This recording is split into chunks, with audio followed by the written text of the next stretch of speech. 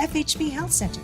Our island, your clinic. The Office of the Governor, the Mayor's Council of Guam, and the Guam Visitors Bureau presents Guam's 78th Liberation festivities. Join us for the highly anticipated return of the Liberation Parade along Marine Corps Drive on July 21st and an all-day Fandango Friday on July 22nd at Ipa Beach Park. Log on to visitguam.com for the full schedule. Special thanks to our gold sponsors, the Guam Economic Development Authority, Seventh-day Adventist Clinic, Guam International Airport Authority, the stations of KUAM, Port Authority of Guam, Cortec, and also to our bronze sponsors, Guam TV Productions, Guam Music Inc., and PHR Chem Micronesia Inc.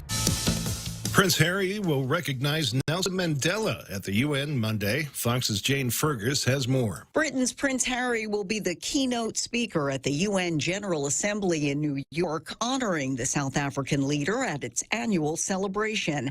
His remarks will center around memories and the legacy of the anti-apartheid advocate who spent 27 years in prison and became the country's first black leader. Harry and his wife Meghan visited South Africa in 2019 with their son Archie on their first official tour as a family before giving up royal duties. Jane Fergus, Fox News. Maryland voters will begin choosing their next governor this week. Republican Governor Larry Hogan has endorsed his former Labor and Commerce Secretary Kelly Schultz to replace him. Former President Trump is backing state lawmaker Dan Cox, who has supported 2020 election fraud claims. But whoever emerges from that Republican primary will likely immediately face underdog status in Deep Blue, Maryland. A crowded field of Democrats is running to retake the governor's mansion. That includes former Education Secretary John King and former DNC Chair and Labor Secretary Tom Perez. Jared Halpern, Fox News. 3 people were shot at a bowling alley in Livermore, California last night. Fox 2 KTVU's Alyssa Harrington has the story. Police say that a group of adults in the bar area got into an argument. One of them pulled out a gun and started shooting. 3 people were shot. One of them, a 28-year-old man, was pronounced dead at the scene. And this happened a little bit earlier when the bar was packed with all sorts of people, including families and children. Police say there was at least one birthday party going on, but those people were in a separate area of the building. Witnesses say the scene was chaotic. I'm Joe Cheer, Fox News. Candid, The Point, and the Guam Daily Post are proud to present another Platform 2022 debate. Lieutenant Governor Josh Tenorio and Lieutenant Governor candidate Sabrina Salas Matanani. Phil Leon Guerrero and Montesilva Tyron will present topics and issues of concern to every Guamanian. July 20th at 6 p.m. everywhere. Broadcast, simulcast, and webcast on Facebook, Candid News, and on the air at 93.3 FM and on KGTF. Platform 2022 from Candid, the Guam Daily Post, and 93.3 The Point. Everyone has a busy schedule these days, and sometimes we forget to schedule our routine dental checkup and cleaning. Don't neglect your dental health. Schedule one today with Dr. Robert Yang and his Smile team, conveniently located at the East West Business Center on Marine Drive, Upper Tumon. Call us today at 647-8702 or 3. Again, that's 647-8702 or 647-8703. We make smiles happen. What's for breakfast at KFC under $3.95, you ask? What's for breakfast at KFC that's different than the other guys, you ask? KFC's chicken wrap, sausage wrap, the Colonel's chicken congee, chicken fried steak, sausage biscuit and gravy, and biscuit sandwiches made with KFC's original fluffy biscuits. All for under $3.95 and all only at KFC. Plus, with waffles and the Colonel's chicken fried rice, we've got something for everyone. So visit KFC for breakfast today. It's finger licking good. Half a day and good morning, Guam. It's 6:06 on Monday, July 18. I'm Donna De Jesus with a look at your local news on The Point. A man has died after a hit-and-run accident by Swamp Road in Dedido. GPD's Dedido precinct responded to a call at around 7:15 Saturday morning of a man lying down on the road unconscious and not responding. Police say the vehicle fled the scene. The man has not yet been identified. The investigation is ongoing to locate a suspect involved in the deadly crash. Anyone with information or who may have witnessed the incident is urged to contact police or to leave a tip online at guam.crimestoppersweb.com. And while a recent online media conference with his lawyers may have helped Delegate Michael Senecalas save local votes in his current gubernatorial bid, he also may have increased his risk of being investigated or prosecuted by the U.S. Department of Justice.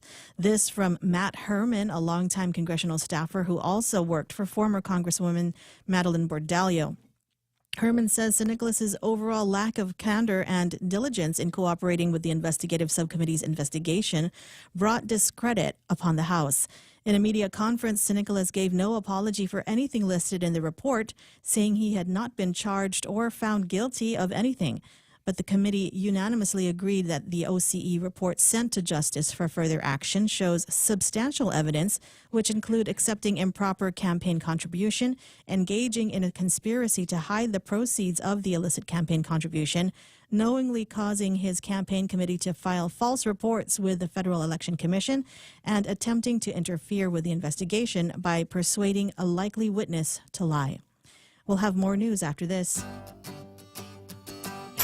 Gas is expensive, so let the bank come to you. Through our remote deposit capture, you can deposit your checks into your account from your phone. And with our Dynamite Bank Pacific Visa debit card, you can use your money anytime, anywhere. It's the perfect combo. Now we're banking on the future. Services to choose. Bank Pacific, where others put branches, we place roots. Equal housing lender. Member FDIC. Crank it up. Things are moving along at the Agana pool. The pool has been closed to the public since January of 2020, initially due to water quality issues. Public Works Director Vince Areola says the pool assessment is moving smoothly and hopes that the study shows that the pool is still a viable option to renovate and restore. Areola adds that funding will be needed to repair it. The assessment was delayed about a month, but the notice to proceed should be issued at the end of this month. The timeline for the assessment is 90 days, and Areola says they are trying to beat that timeline with contractor Am Orient Engineering. The Bureau of Statistics and Plans put in $1.6 million for the rehabilitation of the Agana pool through an Economic Development Administration State Tourism non-competitive grant. And public health officials are looking at extending operations at the Agana Shopping Center COVID-19 vaccination clinic to at least the next month. Program coordinator Alexis Silverio says that officials had planned to close the clinic this week, but community response has been very good and usage has been rising. Silverio says this helps to justify the extension, but adds that the procurement for the contracts needs to be secure.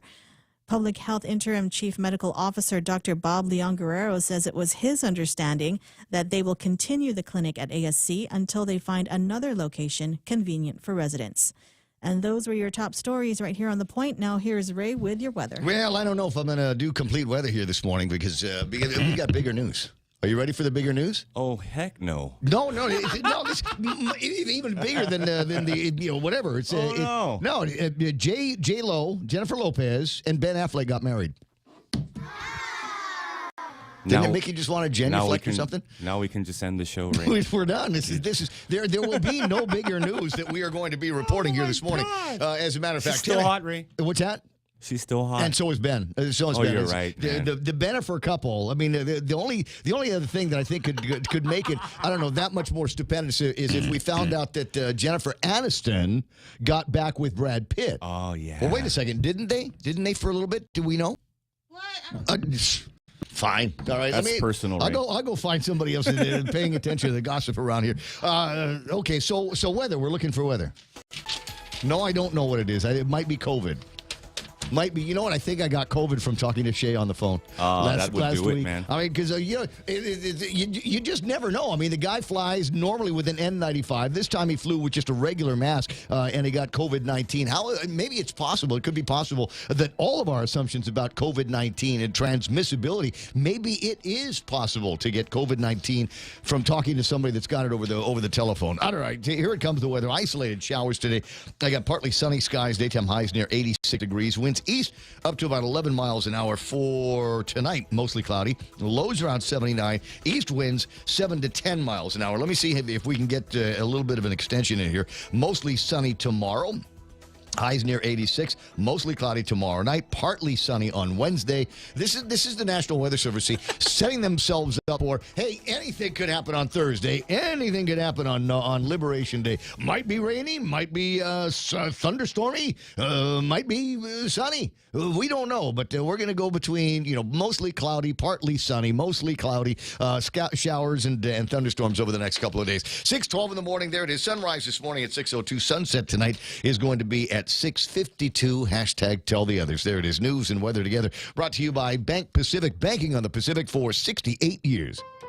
Check out the newest hydro and garden center to hit Guam, Crop King Hydro. We have a huge selection of plant nutrients, soils, hydroponic mediums, organic pest control pumps, plant support, tools, and so much more. Call 635-4769. 635-GROW. Open Monday through Saturday, 10 to 6 at the Dedito Satina Mall, right across from Payless and Paradise Fitness. For whatever you grow, think Crop King Hydro. Crop King Hydro. It's the 76 Circle K and GTA Prepaid Ultra Giveaway. From now until August 31st, enter to win a Samsung Galaxy S22 Ultra, plus a $600 76 gas card, and more. Come into any participating 76 Circle K location, buy $5 or more of GTA Prepaid Load, and receive an entry form for every $5 you spend. The more you top up, the more chances you have of winning. Stay connected and win this summer with GTA Prepaid and Circle K. Visit GTA.net for more information. Sounds like fun. 6:13 in the morning. Portions of the program brought to you by APL American President Lines. A global presence with a local home. Also being brought to you by Ron and Kim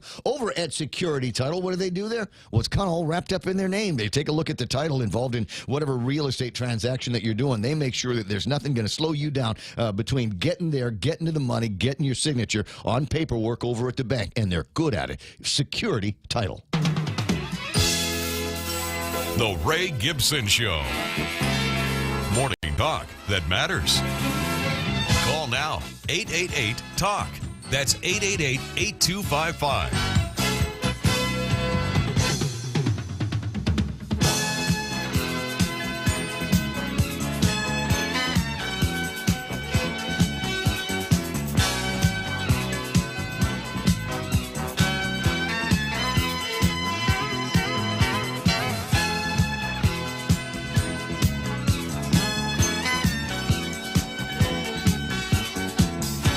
6:14. I looked it up. There's not much of an answer, though. Google says, to the answer to the question, is Brad Pitt and Jennifer Aniston together? Quote, well, I got a divorce and I went into therapy, Aniston joked.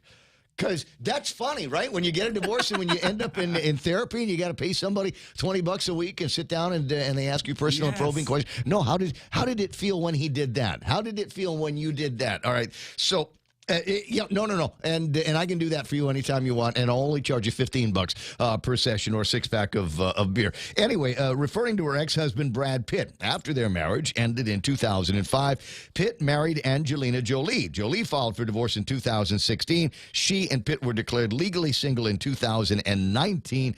Aniston married Justin Theroux, and they later divorced as well. So my guess is that the two of them are out there floating around in single land in Hollywood. Just kind of, they've been like eye games. It's another word that I had in my head. Little eye games, Ray, like you and I play. No, stop it. Like you and James Howard, 6:15 in the morning. 888-8255-888-TALK. It is the Ray Gibson Show on 93.3 The Point. My name is Ray. Thrilled, as usual, to be here with you, even though I sound like you got to clean the heads on the cassette tape with my voice right now. Cleaner.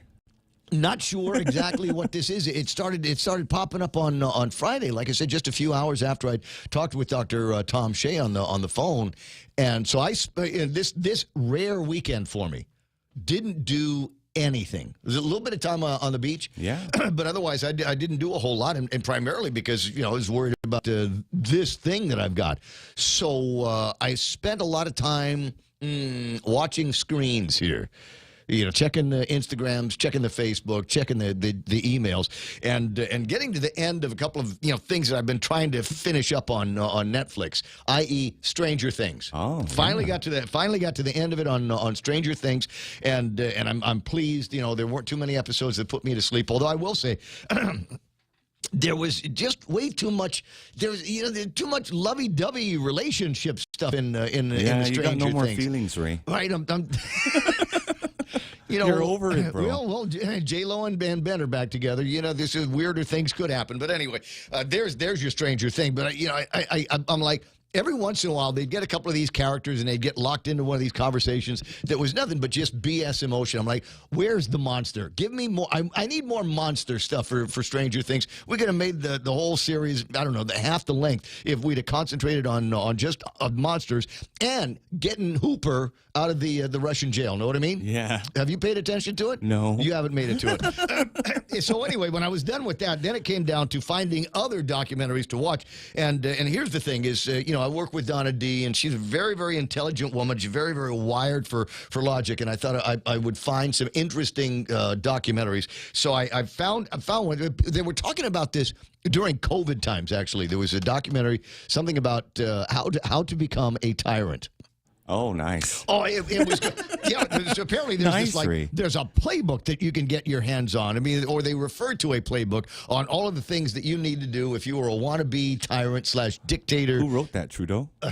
Well, I don't know. It might be a couple of local names people might want to mention in all that. So that was interesting. And then there was a documentary on the last Blockbuster video, and I think it's in Bend, Oregon, where they don't get, there's no corporate support anymore for videos, right? So the lady that runs the place goes to the Targets and the Walmarts on new video day and buys the DVDs and then takes them to the last Blockbuster video. It's an experience, right? But it was, you remember Blockbuster, don't you? Yes. Which one was yours? Was yours the Tenorio? You were the Tenorio one. Occasionally, Dedido, if they didn't have the one I wanted, I'd call the dude up there. Did it ever annoy you that you could? This made my dad crazy because Pop lived in Toomoning, but every once in a while he'd go up to Dedido. He says, look, why can't I, if I've got him in the car, if I'm going to see Phil over at, Bank Pacific up in Tenorio, why can't I just take my DVDs or my VHSs that I borrowed at the Toomoning store and drop them off at the Tenorio store? No. Why could we not? That's why there's no Blockbuster here anymore, because it's that one piece of just inscrutable logic that they just wouldn't allow for.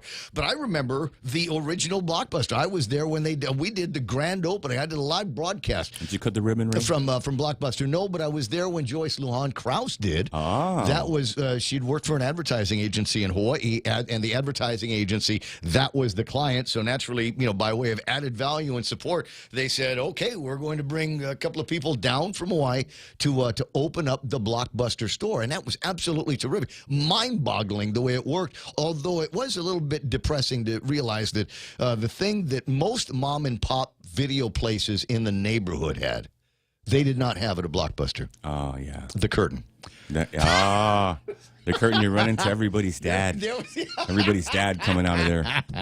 Hey, dude, I saw your dad. They didn't have the curtain over at the Blockbuster. But, man, you remember, did you ever rent a VCR from them? Did anybody ever rent a VHS from them? You remember Friday night, man. You go to Blockbuster. There was a certain time that you get in there.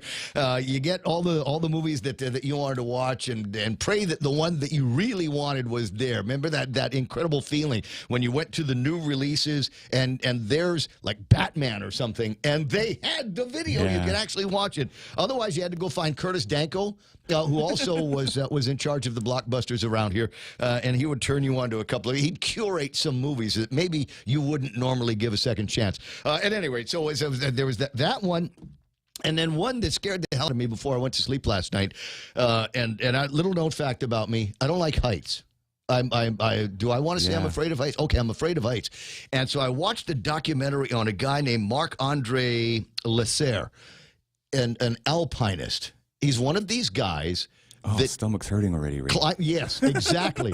That climbs mountains without ropes. He just kind of goes in there with toenails and fingernails and climbs up the faces of Trust mountains. The universe, Ray. Oh my God! And they've got these long pieces of him climbing. And I'm not going to give away the end of it, but they got these long pieces of him climbing, and he doesn't like where his feet are, so he just kind of dangles and and waves his feet around over basically oblivion. I mean, he climbs up mountains. Then he's 2 hours to get to the top of this thing, and you realize after about 10 minutes he was already high enough so that if he fell, he would have died instantly. I mean, you just go, where do these people find that kind of courage? Are they crazy? Are they super athletes? Are they anyway? So if you want to watch something that will make your palms sweatier than the last time your wife came up to you and said, "Honey, we got to talk." I want you to go and find that movie. It's called The Alpinist on Netflix. Anyway, 6:22 in the morning, Ray Gibson Show until it's not going to be anymore. But, talk about these crazy folks right over here. Sometimes you want to go where everybody knows your name.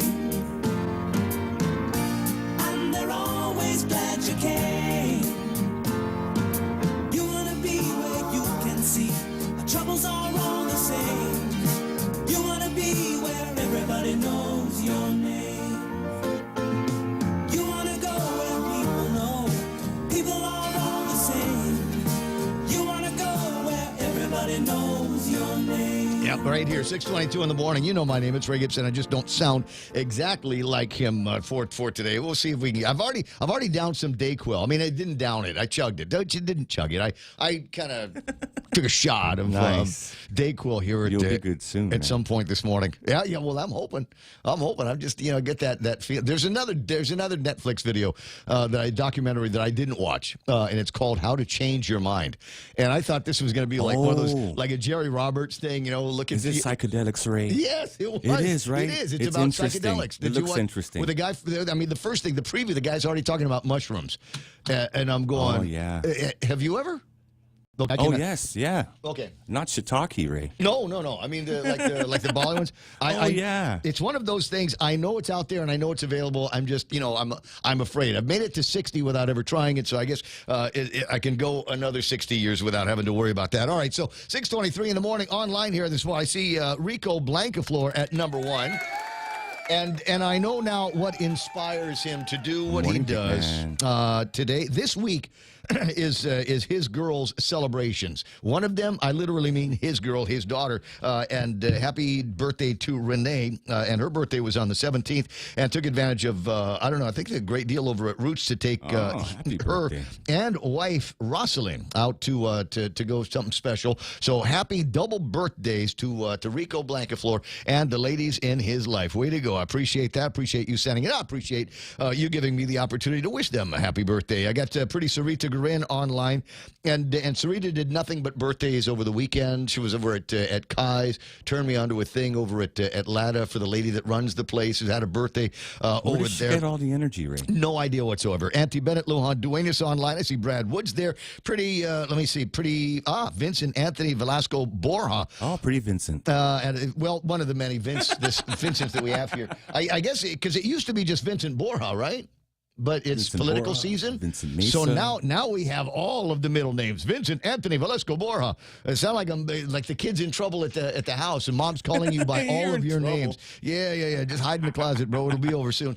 Dennis Benzer online. I see Nate Horn is there. MT Farron, Lena McDaniel. There's Harvey Egna online. What do we do when it's Harvey? Oh, we say Biba, Ray. There's a Biba there. Okay, so Biba and everything for you. Okay, and who else is? I'm looking in two different directions here because I gotta get off the laptop screen and then eventually onto on the phone app. Former Governor Carl T.C. Gutierrez online. Bringing back that sunshine. Absolutely. And I got word. I might actually have a video of it. A mutual friend of ours was in Osaka and watching television on Osaka when a commercial came up, like the Go Guam commercial from GVB. And he was there? He's in it with Milton Morinaga. I get that picture up on the screen. Absolutely. JB, Senecalas. Never mind the beaches, never mind the shopping, never mind the food. You know what people really want to see in Osaka? Give them a real reason to come to Guam. Former Governor Carl T.C. Gutierrez, because he's that good. JB Senecalas online. I got Rico B., Amy Rose, Aggie Edmondson. What are you running for? Well, maybe that's just all of her names there. I see Nate Horn, and Nate has a picture of him stroking a little orange cat, and somebody said, "What do you think, Ray? Little orange cat for you, your place, live with you and your one-eyed cat?" And the answer is absolutely not. I'm trying to get to the end of babysitting a couple of cats. somebody went on a trip, and I got the cats over at the house, and maybe that's why I'm sick. Maybe I got Uncle Ray. Yeah, maybe the cats brought in something. Furball, dude. Dude, it's like eating 3 times as much food, and now I gotta clean. It feels like I gotta clean the cat box about every half hour in order for the house to still smell the same. Who else is playing around? Greg Fausto is there. This is the news I was looking for all weekend long. No jackpot winner Friday night at VFW. Hello. The new jackpot, $5,500. Almost $6,000. Yes. Absolutely. This is I don't know. Go all the way. Why aren't news people covering this? Why there should be there like a media pool or something like that. There ought to be an area set off over at the VFW just for media only. You guys hang out over there, no beer, and you're here to cover the event. We need you here every Friday until we get a winner now. Media events. There's no greater jackpot going these days. I mean, what's everybody holding out for? $500 on their power bill? Yeah, that's it. That's the lottery. Maybe $5,000 or so. But now even this $5,500, even bigger than what the educational people got a couple of weeks ago. You remember that? Last week. Last week. Yeah. And all you got to do.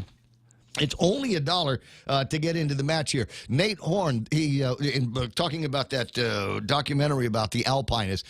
Free Solo is an awesome documentary as well. Climbing El Capitan in Yosemite with no ropes. Like I said, just sweaty palms the entire time I'm watching the show. Benidoso Tauta says, we got to talk, babe. Don't have any money.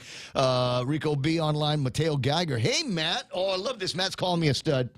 Of course. Yeah, thanks, buddy. Mutual Appreciation Stud Society. recognizes a stud. Right there back at you, man. Yeah, dude. They got Melinda Senecalas McMullen. Good morning. Good to be back home after 33 years. Melinda, glad to have you. Glad to have you back. Are you sticking around? Are you just here for vacation, just for a few days? It's that time in summer, just before you get to Liberation, where all the hot chicks that live in the States now come back. Yeah. Right? Melissa, this is it. Mima, Leon Guerrero-Dole. It's all going down. Back in town. Just saying. Ken Brown, happy Monday. Half a day, everybody at the radio station. Good to have you there. Mike Grace Blas, Ray, all copper tone. Well, I had to. I was talking about going to the beach, right? Yeah, and I went to the beach on Saturday because I knew that the weather forecast was Friday night going to be somewhat crappy. Saturday's going to be nice, so go get grill marks. And then Sunday it's going to be crappy again. And what woke me up yesterday morning?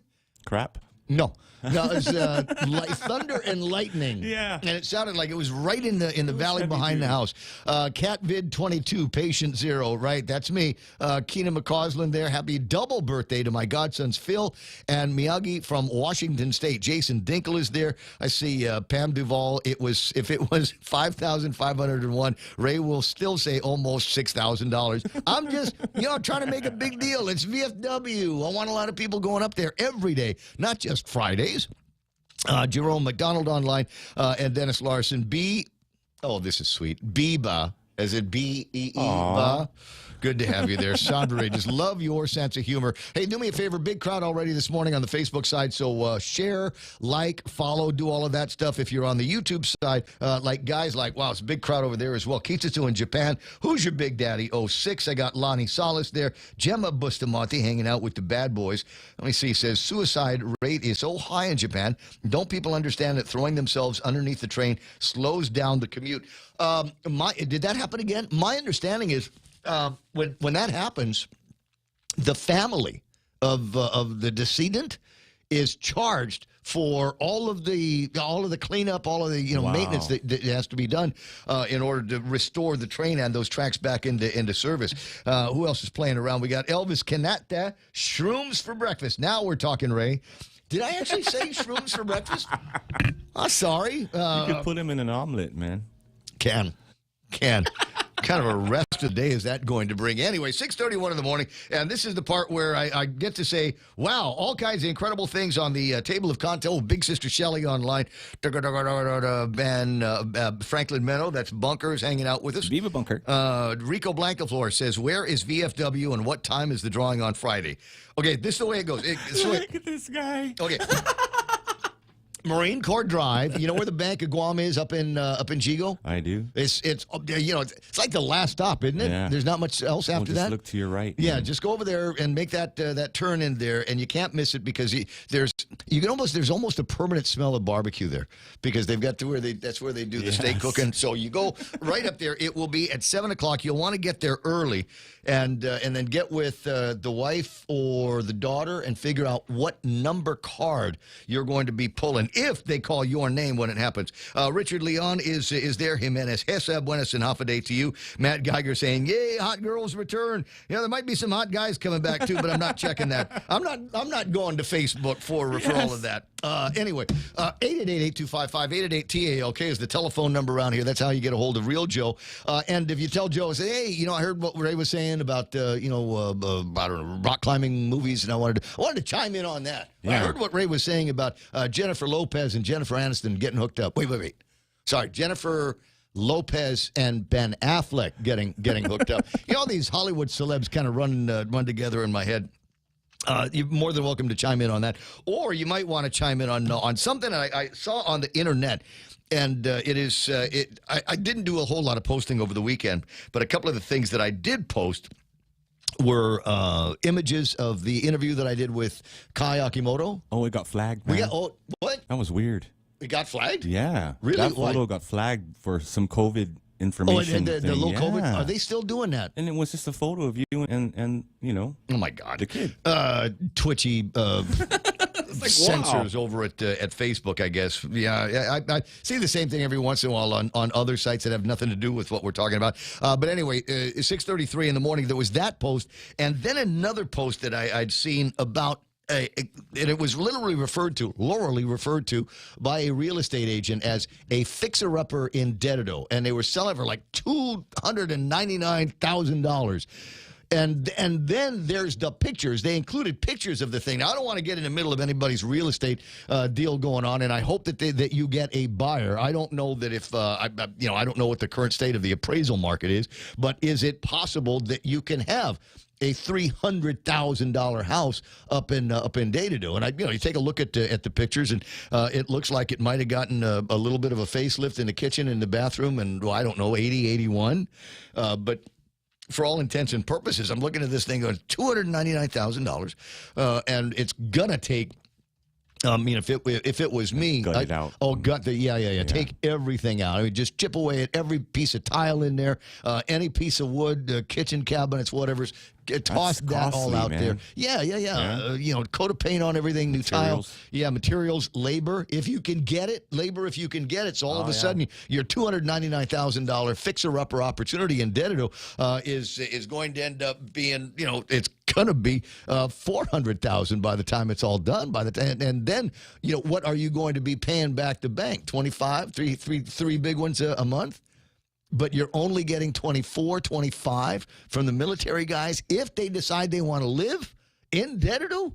So, where we've got hit and runs over by the swampy places and all of that stuff. So I don't know if that's going to be any kind of viable investment. $299,000 is too expensive for Dedado. Benedoso Saltao says, saw that $300,000 for a fixer-upper. Tell you what, go easy on yourself. Be on the lookout for. Just go find some land out there somewhere that's got decent access to some of the utilities. You might be able to get yourself into that. I've seen some really nice spots on Guam, real Tony places. I'm not going to tell you exactly where. It's up. Maybe I will. It's up on the upper level. What's the name of that place? Across from Tenda Inda. Oh, Pago Bay. Oh, yeah, that's my land right. That's your land? So, sorry, I really should finish up the story, but I'm going to just kind of linger on. It's Monday. We're not going anywhere, right? It's Liberation Week. We're all moving slow. Anyway, so there's a spot at the very top of the hill. A lot of people don't realize the road goes up more, and you can get yourself into a quarter-acre property, which is really all you need up there. Quarter-acre property, last time I checked, maybe $180,000, $185,000. That's the dirt. You bring in a guy, your cousin that knows how to work land clearing equipment, some heavy equipment, doze that thing out, flatten it out, make it straight, make it flat, and then bring in a construction company. You might be able to get yourself a new piece of construction out there. It doesn't need to be huge. 2,000 square feet ought to be nice. Maybe a little bit more if you build up second story. you know, with a master bedroom, ensuite bathroom, that kind of thing. I can see it in my head right now. Man. People are going, yes, Ray. It's modern. I love your description. Modern. Can I marry you? Bulletproof glass for when the typhoon comes, all of that kind of thing. You probably get that same $400,000 in there. Live in it yourself or lease it out to one of these bank managers they bring out every once in a while. The bank will pay $3,000 a month for that. Just saying, 6:36 in the morning. Right-click Benidosa Tautau. You might actually have some opportunities similar to the one I just described. Anyway, so where are we supposed to go? Real Joe already introduced you, and then we've got Donna D's going to be taking care of news and headlines. In fact, we're going to get into some of that right about now. News and headlines at 6:30 cast at 6:37 with Donna De Jesus. Donna, what happened this weekend? An investigation is underway after a person was found dead at the Timoning Plaza Hotel.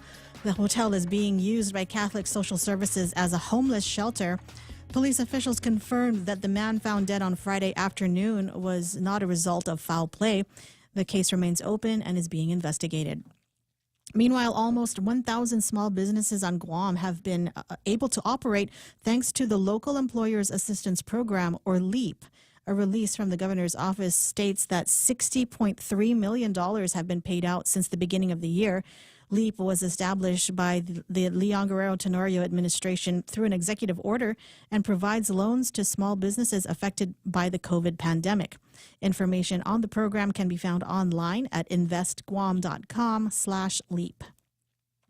And more tax refunds. DOA and Reventax announced that over $5 million in tax refunds were processed last Friday for taxpayers who filed error-free tax returns by June 20. About 1,500 taxpayers should expect refund checks in the mail or direct deposits this week. A release states that those receiving tax refunds by direct deposit will see a zero transaction in their bank account prior to receiving their funds.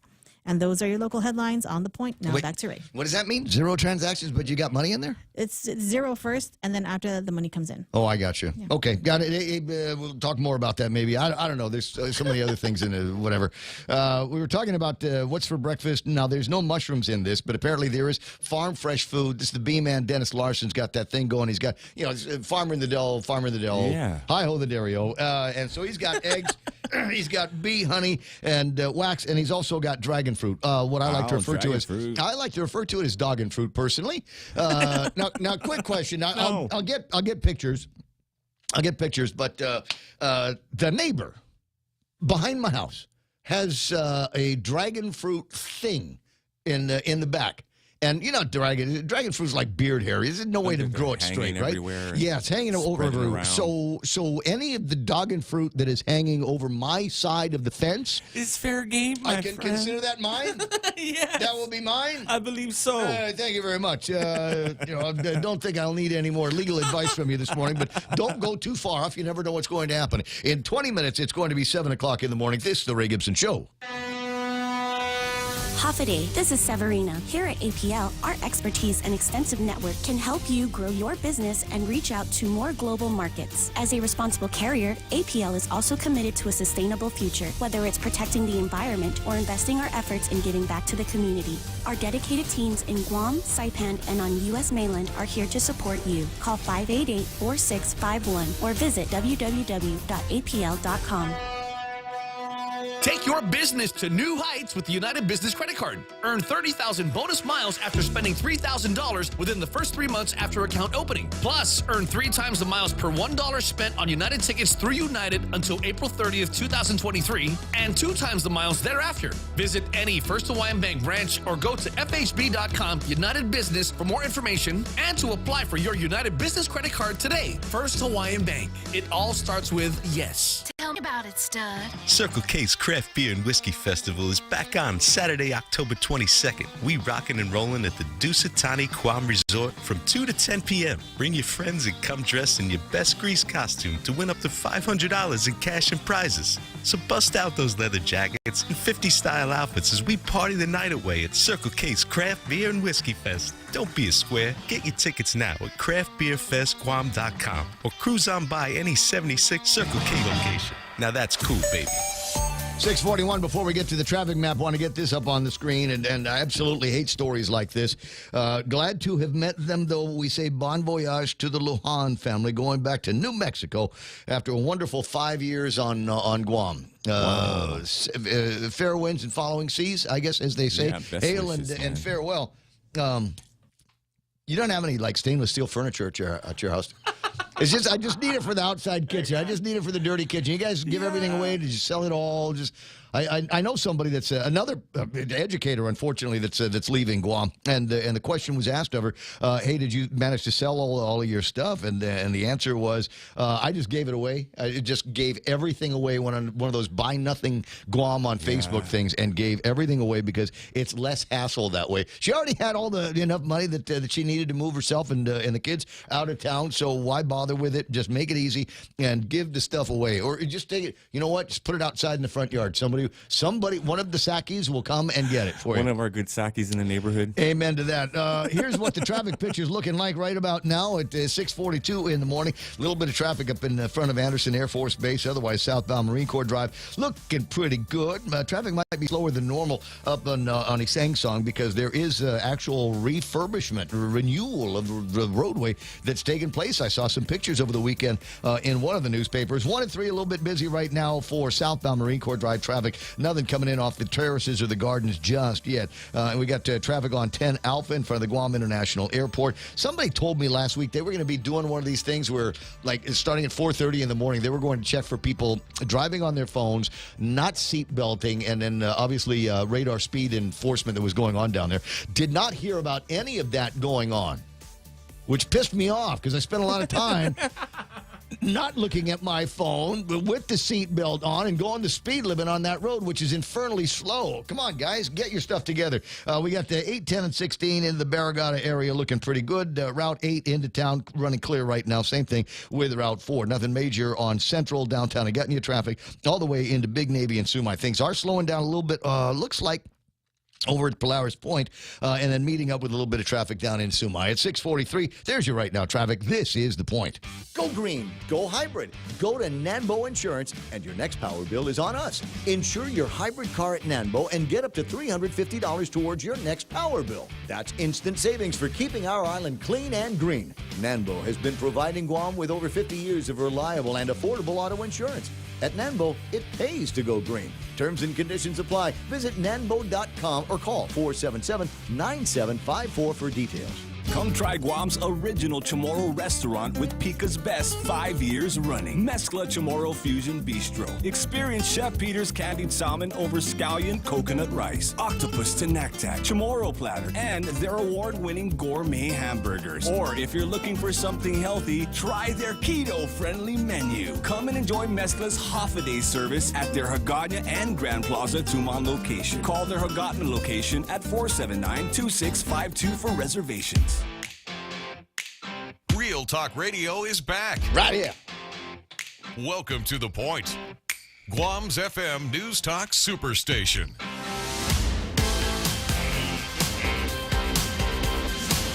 Yeah, I didn't have anybody to talk to except the cat, so I didn't know my voice was going to sound like this on a Monday morning. I may make a command decision and scramble the show a little bit early here this morning. Like, I don't know, 7. What do you think? Yeah, program note. Hey. Can you hear it? It doesn't hurt. It doesn't hurt. Yeah, I can hear it, man. Yeah, it's just it's a weird. I can't clutch it right if you understand the reference. Anyway, 6:45 in the morning. 888-255-888-TALK. That's my phone number. What's your? You don't have to tell me your phone. I'm just playing around. It's okay. Let me see. What are people fretting about here this morning besides all of that stuff? Do I have anything else? I love this. This is a nice way wake up this morning. Coffee doesn't ask me stupid questions in the morning. Steve McQueen.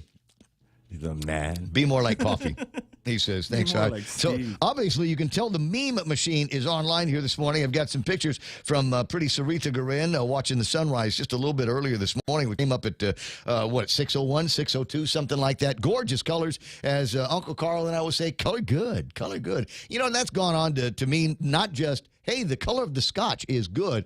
Color good means, the skies are looking right. Color good means that everything is moving in the right direction. And I'm glad to hear, I was glad to see this. Front page of today's Guam Daily Post, Monday before Liberation, and it says, officials, quote, hope Agana pool is still viable. Yay. You know, I'm on board with it, Ray. that's my campaign platform. Vote for me. I hope I can fix stuff. So how long has it been like this? January of 2020 was when it closed initially, quote, due to water quality issues. I think the water quality issues at the time had to do with too many people pooping in the Agana pool. I think they actually had to put a sign up somewhere. So please don't poop in the pool. We're not comfortable with you peeing in the pool. Imagine how much crazier we'd get if somebody had actually pooped in the pool, which at the time I thought was funny as hell because it gave rise to so many Bill Murray jokes about the Caddyshack movie and the not the O. Henry bar, was it Babe Ruth bar? Oh, God. Love that. Anyway, so there is hope that the Agana pool is still viable. And depending on access to the pool, materials and resources, we'll try to beat that 90 days with the contractor. That's not for construction, by the way. 90 days for the assessment to update a 2014 assessment of the pool, as well as to conduct a new assessment. Although it was delayed about a month, the notice to proceed should be issued at the end of this month. This, according to my buddy Vince Ariola over at DPW. We're going to try to beat that inside 90 days. You see, July, August, September, October. And what happens within a couple of weeks of October? General election. No, not Oktoberfest, but thank you very much for the reminder. Appreciate that. It says in 90 days is going to be, there's that.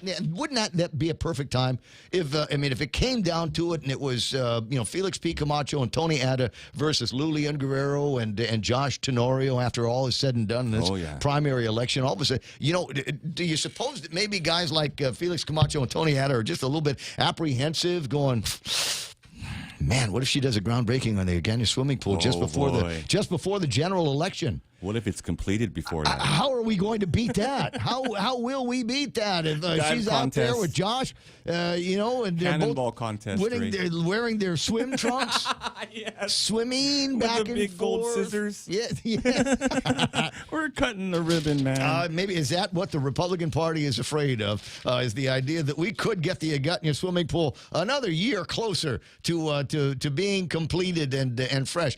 Let me give you a suggestion on that here, guys.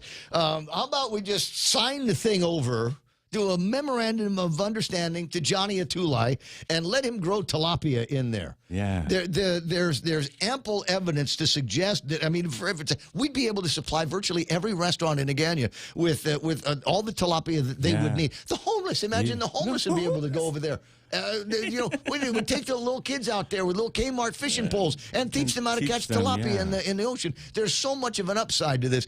We've got, for what it would take to build another Olympic-class swimming pool, we've got that money in the ARP or something. I'm sure we could find some kind of a grant to support it. Take out a loan, hell. But just give the thing to Johnny Atulai, and let's not worry about it anymore. Which is and you can still swim in it if you can.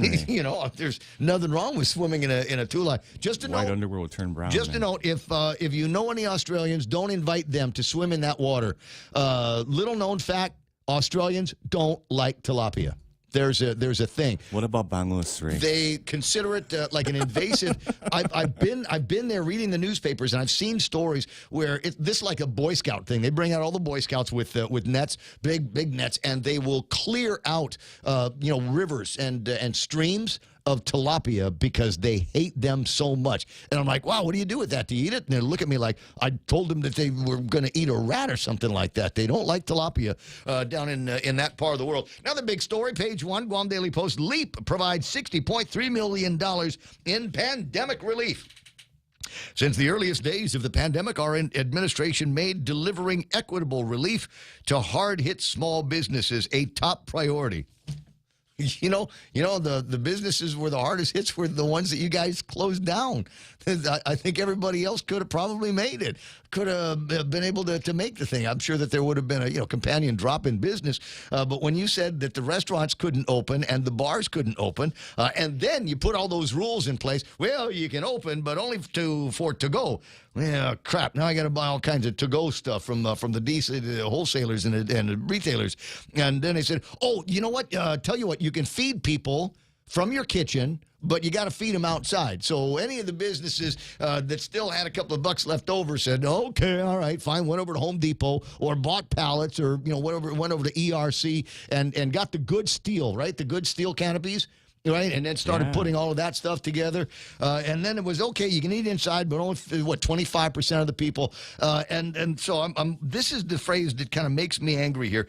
To our entire business community and private sector workforce, thank you for your valued service to the people of Guam. We will always have your back. Right. Tell that. What's the name of that guy? Tom from over at the Shady Lady and over at Live House. Maybe go find. Did so well for the lady that used to run Old Tradition. She had to sell it to somebody, and she sold it to the only guy that had the temerity to stand up to the administration, and that's what's his name? Klaus over at what's the name of his bar? the hot dog place? Diggity. No, it's not McDiggity. God, I haven't been there so long, I forgot that. McCrouts. Is the only one. He got raided, right? Oh, my God, that was so much fun. That was so much. I remember, you were there. I was there one night. I forget, it was a weird Oktoberfest thing. I was hanging out with a bunch of friends, and sure enough, here come the police with the little boy from DEH. Now, DEH was probably supposed to go there by themselves, but and do the investigation. But I don't think he could stand up to McCrouts, and so he had to bring his backers from the Guam Police Department. That was a whole lot of fun. Those were incredible times. I implore you to remember them because the gaslighting has started. There it is, front page. We always got your back. Yeah, well, wait a second. You got to be means tested. You guys are picking winners and losers. Did I lose money over the course of COVID-19? I absolutely did. But I'm that good. I didn't lose enough, so I'm ineligible for any of that money. Even though arguably the business didn't do as well as it could have. A, B, there are the employees, and many of them had to take the brunt of it and move over to PUAs so that they could keep the lights on in their house. And I know I'm not the only one. 6:53 in the morning. Harvey Agana online. There's pretty Sarita Garin, also pretty Janine Bloss watching the thing, saying good morning. And we say, good morning, Janine. Good to have you there. Harvey Agana said, talking about that $299,000 fixer-upper. You still have to put $100,000 in it. Do the mathematics and figure out what that is at the prevailing rates on the mortgage. How much is that going to end up being? Frank Gunnar Salas says, good morning, Ray and all Point family. Happy Guam Liberation Week. See you all this Thursday, 21 July, to celebrate our Guam Liberation. If you're a Marine, Navy Corpsman, or Corps woman, and you spot our Marine party tent with our Marine flags and banners flying and loud party music, please do stop by and say hello. They'll be across Siam and Club Las Vegas, in Anigua, Biba Guam Liberation, Biba Guam Liberators and Survivors, and Semper Fi. Frank Salas, I appreciate the invitation, and I intend to be there. I don't know. Please give me an idea of what your preference is. I've got the green khakis, silkies, or green silkies, and I've got a pair of red, white, and blue silkies. Oh, I like the red, white, and blue. What is your preference? Well, the problem is it doesn't match anything else. That's the thing. So I might have to wear it by itself with just some running shoes here. Saggy North says Mike Grace Blas. Who else is playing around? Mitchell Prashado. Hey, cuz, nice to see you there. Dennis Larson, Lena McDaniel, Joe Dizon, Recanata, watching and hanging out with us. Jose Martinez. The only place I've lived where tax refunds are announced as released. Then again, I haven't lived in every state. The chances are likely it doesn't happen in every state, but yeah, I saw that as well, and I think that's par for the course. Now, some people will say, well, that's an indication of just how desperate they are up at Adelup. But frankly, every governor's office spokesperson, ever since they started living up to the requirement put forth by a judge, in an order, has come out with some way to find a way to, I don't know, capitalize on the fact that, hey, look, we did our job. Pat us on the back. Charles Craw hanging out. Donna Santos saying, half a day from Washington. Nice to be home on our beautiful island. Well, see, good to have you back here as well. Glad that you found the radio station and continue to listen to us even when you're in the United States mainland. Let me see. Only place, Mark Cruz says, because it's the Fed, not local government. Don't be surprised if the current administration in D.C. start using that as a talking point there in 2024. Charlie Robinson, why is that? Asked Sally Higgins. When Roey online, Ken LG, dumb, another one leaves the rock. Yeah, there's, as he's pointed out, and there seems to be a whole lot of that. Mark Cruz says 4-way stop intersections coming soon. Route 15 at Route 26 and Highway 29. So expect that. I forget what the start date on that, but I appreciate the note here.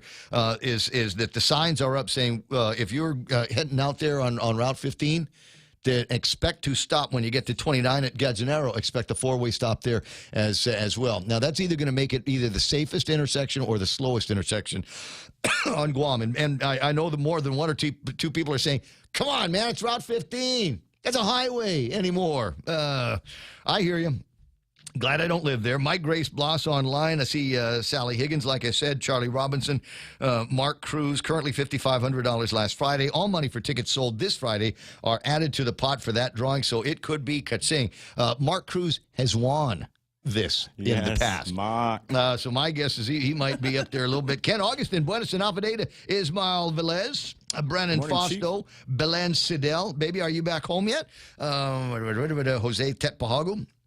It's a wonder why the Guam Medical Association sponsoring a debate.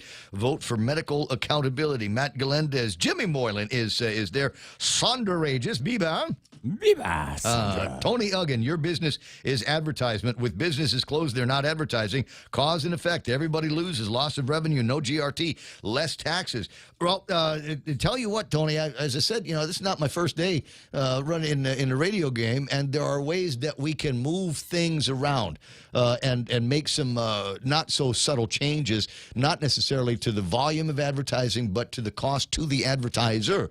So selling, and I'm sure everybody ran into the same thing. You got an advertiser comes to you and says, hey, listen, Lou shut me down. What am I supposed to do? I said, I tell you what, how about if I double the number of spots that you're getting for the same contract rate? And they go, it actually sounds pretty good. All right, well, let's do that. And that's the way we were able to do it. So my average unit rate went down significantly in the last couple of years. And just now starting to be able to see it go up. Jack Larimer online. Where are you playing? I will be as I go to Ross. Happy Liberation to you. Franklin Meno. She asking the people to save her job now. She didn't care if they lost theirs last year or back in 2020. He says, good morning, Luke S. and Angel. Wishing everybody a happy, what is it, Monday morning? It is Monday, right? All right, just make sure I got everything straight in my head. Items in the table of contents really haven't had a whole lot to look at, and there really isn't all that much going on. A bunch of newspapers over the weekend. The things that I'm most interested in is what the mechanism is going to be now that the legislature has had a public hearing on Bill 325. 325 is the vehicle by which they're going to figure out how we're going to do. I'm not going to call it a rebate because it's not. It's a power bill payment. I would have liked to have seen some kind of a rebate. It seems to me that can be more than one taxpayer living under a roof, and I don't know why they're just sharing all of this with the one taxpayer that is responsible for the power bills. So everybody says, well, I get mine, but she's not going to get hers. Well, actually, you're getting half of yours, and she's going to get the other half. If you follow the logic that I've got, frankly, there's enough money that we could have done a full-blown rebate on taxpayer money. I don't know why they didn't look at it in those terms. 6:59 and change. Look, Fox News coming up here in just a second. On the other side of that, Donna D is going to take care of big news and local headlines. Jerry Roberts is going to be in the studio with a Monday morning extra point. Don't move.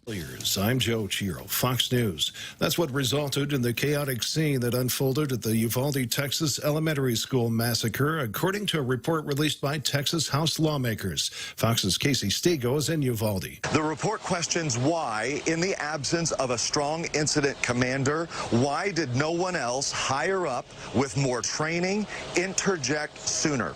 The doors locks, also a big part of this document, stating that if both the exterior and the classroom doors would have been locked, as they should have been, it would have slowed the shooter and possibly bought more time. The report said the gunman fired more than 100 rounds in the 3 minutes before officers arrived, and it's hard to gauge if the delayed response cost more lives, concluding it is possible. The House committee investigating the January 6th attack will hold another public hearing later this week. Panel member and Congressman Adam Kinzinger on CBS's Face the Nation. We have filled in the blanks. I can't necessarily say that the motives behind every piece of information we know we'll be able to explain, but this is going to open people's eyes in a big way. The committee also expects this week to receive Secret Service text messages it requested from the time of the attack. Washington, D.C. Mayor Muriel Bowser is speaking out against Texas and Arizona for busing migrants to the nation's capital. This is a very significant issue. We have for sure called on the federal government to work across state lines to prevent people from really being tricked into getting on buses. We think they're largely asylum seekers who are going to final destinations that are not Washington, D.C. Speaking on CBS's Face the Nation, volunteers from nonprofits have been assisting the migrants. America is listening to Fox News. JV International Safety Equipment has it all for you. Fall protection, rain gear, traffic signs, speed bumps, custom signs and banners, PPEs, fire extinguishers, plus more. Check them out on Facebook at JV International Safety Equipment Company or visit their website, www.jvisec.com. JV International Safety Equipment, Guam's leader in occupational and environmental safety equipment. Call 688-9524. JV International Safety Equipment, located in Harmon Industrial Park. I'm Attorney Thomas Fisher, and I'm running for senator. I'm not the typical candidate you're used to seeing. I have no relatives here, no political obligations, and no personal agenda. If you're tired of being disappointed by your lawmakers, maybe different is what you need. Vote Thomas J. Fisher for senator. If you want different, vote different. Log on to TomForGuam.com for his platform and look for Tom on Instagram and Facebook. I'm Thomas Fisher. I not only approved this message, I wrote it. Drake Diaz, Treasurer. United Arab Emirates has sentenced an American citizen and the former lawyer of Jamal Khashoggi to 3 years in prison on charges of money laundering and tax evasion. A court also ordered that Asim Ghafoor pay a fine of over $800,000 stemming from his conviction. A tax holiday is going on in Alabama for back-to-school supplies. Through midnight, Alabama is waiving its 4% sales tax on school-related supplies, allowing parents to save some money. Crayons, Sharpies, smelling markers, and pencils. Molly Williams is a grade school student in Mobile. Alabama's back-to-school tax holiday also applies to clothing and laptops and savings that Mom Michelle Farnham calls such a blessing. It'll just help a lot of families. Many other states also offering tax-free holidays for school stuff, clothing, and other items throughout the year. That this weekend comes as U.S. consumers deal with an over 9% inflation rate and the highest price increases on everything in 40 years. Jeff Manasso, Fox News. Ice cream is always a great way to cool off, and especially today. Fox's Tanya J. Powers has more. Crank up the churns and open the freezers. It's National Ice Cream Day. You can kick back and cool off with frozen treats, and some retailers are making it a little lighter on your wallet. Baskin-Robbins is offering $5 off any purchase $15 or more. That runs all week. Dairy Queen, Cold Stone Creamery, Friendly's, and Marble Slab are also giving deals to Reward Club members and app users. Dippin' Dots is giving away free mini cups, while Bluebell Ice Cream has unveiled its new flavor, oatmeal cream pie. Other chains like Carvel are doing buy one, get one offers, and Insomnia Cookies is celebrating with a free scoop of ice cream with purchase. Tanya J. Powers, Fox News. And I'm Joe Chiro, Fox News. First, I want to thank you all for being with us today. Josh and I wouldn't be here without your friendship and your support. Especially the campaign supporters in every village throughout the island who have joined in our effort to keep Guam moving forward. Our leadership has seen our people through the most frightening pandemic that our generation has ever seen. And it is about to see the most vibrant comeback of an economy in the most developed island here in the Western Pacific. With your help and your vote, we will move forward as one people. And Josh and I will always be there for every single person and family on Guam.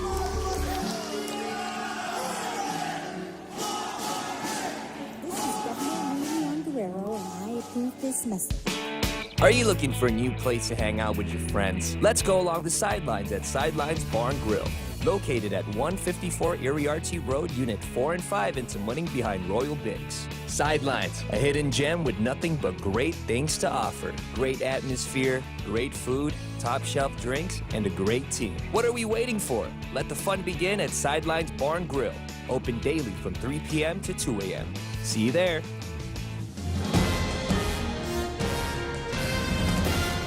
Half a day at 7:06. I'm Donna DeJesus. Here's a look at your local news on The Point. A man convicted of sexually molesting a 4-year-old girl will spend 9 years in prison for the crime. 38-year-old Derek Joseph Chamorro was sentenced last Friday in Superior Court before Judge Vern Perez. Court documents state that the child told her mother that Chamorro sexually assaulted her in August of 2021. He forced the child to touch him before he molested her. Chamorro initially denied the allegations and has since pleaded guilty to 2 counts of second-degree criminal sexual conduct. He will have to register as a Level 1 sex offender and will serve 3 years of parole after he is released. And a man was arrested after being accused of attacking a couple known to him. Court documents state that 27-year-old Ryan Jacob Conception threw a machete at a man during an argument in April. The man had to be rushed to the hospital after his left heel was sliced through, exposing the bone. On Friday, police were called back to a Dedito residence after Conception attacked a woman. He demanded money from her before slapping and pushing her and throwing the woman's cane at her head. Documents state that the woman was too weak from dialysis to defend herself. Police say the woman admitted that Conception threatened to kill her multiple times in the past, but she never reported it. Conception was spotted hiding behind a tree in a jungle area. He admitted to police that he used methamphetamine for the past 10 years and gets very angry when he does not get the drug. Conception is currently on pretrial release for 2 2019 misdemeanor cases where the court ordered him not to commit family violence acts against the woman. He has been charged with multiple counts of aggravated assault and family violence. We'll have more news after this. I love BK Chicken Fries. Chicken Fries Friday is back. Every Friday in July, visit any participating Burger King and say, I love BK Chicken Fries. And get a free 9-piece chicken fries with the purchase of a chicken fries combo meal. Perfect for dipping in our barbecue, honey mustard, ranch, zesty, and sweet and sour sauces. Top off your chicken fries with jalapeno bites and a refreshing Coca-Cola. Come and join our celebration every Friday at BK in Tumon Bay, Hagatan at the Micronesia Mall, and the airport. BK your way. The U.S. Bureau of Labor Statistics has reported that Guam's average wage is 32% below the national average. According to the report, Guam had an average wage of $19.10 per hour in May of 2021 compared to the nationwide average of $28.01. Over 58,000 employed workers were surveyed during that time period. Officials say above-average concentrations of employment on Guam were found in many of the occupations within the construction and extraction group. The last minimum wage raise on Guam was implemented on the 1st of September based on Public Law 36-1, which increased the hourly rate from $8.75 an hour to $9.25. Meanwhile, the Guam Department of Labor formalized its partnership with Manyalu by providing training to Manyalu staff on GDOL's Workforce Development Overview, which includes the Wage and Hour, Fair Employment Practices, and Workers' Compensation Commission divisions. The partnership began 2 years ago when Manyalu offered services to PUA clients who needed help with interpretation, translation, submitting paperwork, and other types of assistance. Since then, a release states that the partnership bridged the gap in employment-related services through the Micronesian Resource Center one-stop shop. And those were your top stories. Back to Ray with weather. There's a clears throat. What? No. Now I'm not even going to bother clearing the throat here. From the Sun Star, which is a newspaper in Cebu, and I get this in my Guam flashes because there's a journalist there that works there, and his name is Guam. And so I get these things, and it just, an opportunity to see a snapshot of life, in a kind of a similar surrounding, not too many differences between the way we live here and the way folks live in the Philippines. So a story about a 69-year-old widow and two others busted in car.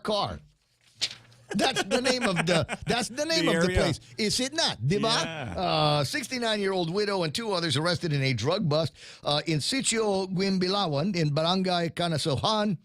In Carcar City in southern Cebu. Lieutenant Colonel Arjoleta Cabagnot, chief of the Carcar City Police Station, identified the suspects. Hey, maybe you're related. Maria Suizon Yaris, 69 years old. Her 46-year-old live-in partner. Hi. She's not single. Charlie Paninsoro and a guy named Kevin Ruffles. He's 24. Both Yaris and Paninsoro have been listed as high-value individuals at Carcar City Police Station. Cabagnot said in an interview with Sunstar Cebu, they transacted for one pack of shabu worth 500 pesos during the drug bust. That's so cheap, Ray. That's almost the cheapest. It's almost as cheap as it is here, right? Anti-illegal drug operation yielded 7 small packs and 4 medium packs of shabu weighing 20.4 grams, estimated value of 138,000 pesos.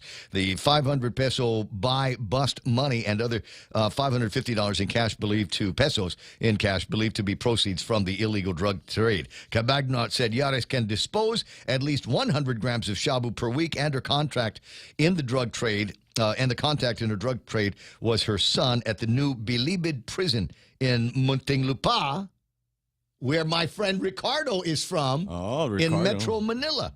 So this woman is a real drug pen from Cebu City. She's able to link up and sell drugs in Metro Manila. So this is kind of a big story. And who knows, maybe some of those drugs from Metro Manila find their way to Guam one day. 7:12 in the morning. Do you feel like a connection? You feel proud now? Never mind Manny Pacquiao. I'm just proud of that lady. Where are we? Weather. I was supposed to do weather. Okay, now I'll clear my throat. Partly sunny. Highs near 86 degrees. East winds 8 to 11 miles per hour. Tonight, mostly cloudy. Overnight lows about 79 degrees and east winds 7 to 10 miles an hour. Isolated showers most of the day and all of the night. Into tomorrow, isolated showers. But they say mostly sunny skies. Daytime highs near 86 degrees. Scattered showers and thunderstorms will be moving in on Tuesday night, but ain't going to be sticking around long. It's going to be partly sunny by the time it gets to be Wednesday morning. Heat index today, 92 degrees. Sunrise at 6:02. Sunset tonight at 6:50. There it is. News and weather together on The Point. Your everyday expenses could be earning you savings and rewards with Pacific Points. Earn and redeem points at Shell, Pooties Guam, and IT&E. Want free fuel from Shell and free snacks from Pooties Guam? Sign up for Pacific Points. Want to save on your home internet and cell phone bill? Claim bill rebates and free prepaid cards at IT&E. Want to save on travel costs? Convert points to United Mileage Plus miles. Sign up for free at PacificPoints.com or download the app. Pacific Points. Do more, get more. Is your business ready for digital transformation? The latest Wi-Fi technology is here, and it's Docomo Pacific's WorkPass, powered by Plume. WorkPass unlocks connectivity, productivity, and security tools all in the palm of your hand. Access features like adaptive Wi-Fi, guest and employee networks, evolving AI security, plus so much more. To learn more about WorkPass, visit business.docomopacific.com. Docomo Pacific Business. Work better together. I'm looking at something. I'm looking for news and headlines. Maybe found what I want here. Resolution that strongly urges $1,000 CUC voucher passes the House over at the legislature in the CNMI. What are we getting? 5? We're getting 5, right? Yeah. I'm getting 1,000 like our brothers and sisters. I heard they're using ARP money for all of that stuff too. How come they're... Anyway, Ray Gibson Show and portions brought to you by APL American President Lines, a global presence with a local home.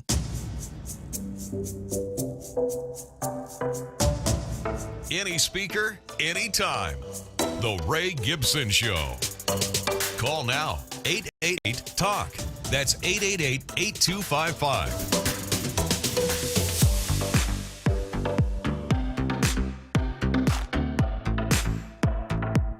Yeah, I saw this. I saw this meme, and thanks very much for sending it over there, Carl. That's Carl Meyer from the Herodot, APL's Herodot. It's a picture of Air Force One, and the caption reads, Air Force One is traveling 7,000 miles to Saudi Arabia to beg for oil. I'm thinking Air Force One would leave a smaller carbon footprint if it would travel to Texas and Oklahoma and beg Americans for oil. Dun, dun, dun.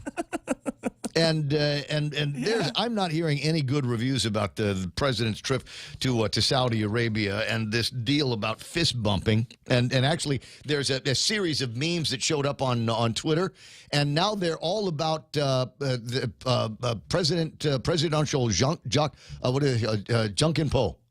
It's Junkin Po, right? So there's a picture of he didn't know Biden, what to do. Yeah, with one of these princes, and he's fist bumping, and the other guy's fist bumping, but everybody says no, they're actually really playing Junkin Po. That's what the rock paper scissors is the game. If you don't know what's going on, 7-16.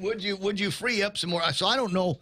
If there's been any major changes in the price of oil, 97.59 is where it's tracking right now. Don't have any new numbers for tapas, but if you're looking for bad numbers, bad news on the economic front, Kitsutsu in Japan has sent me an image, and it is an image of a place where he goes to exchange dollars for yen.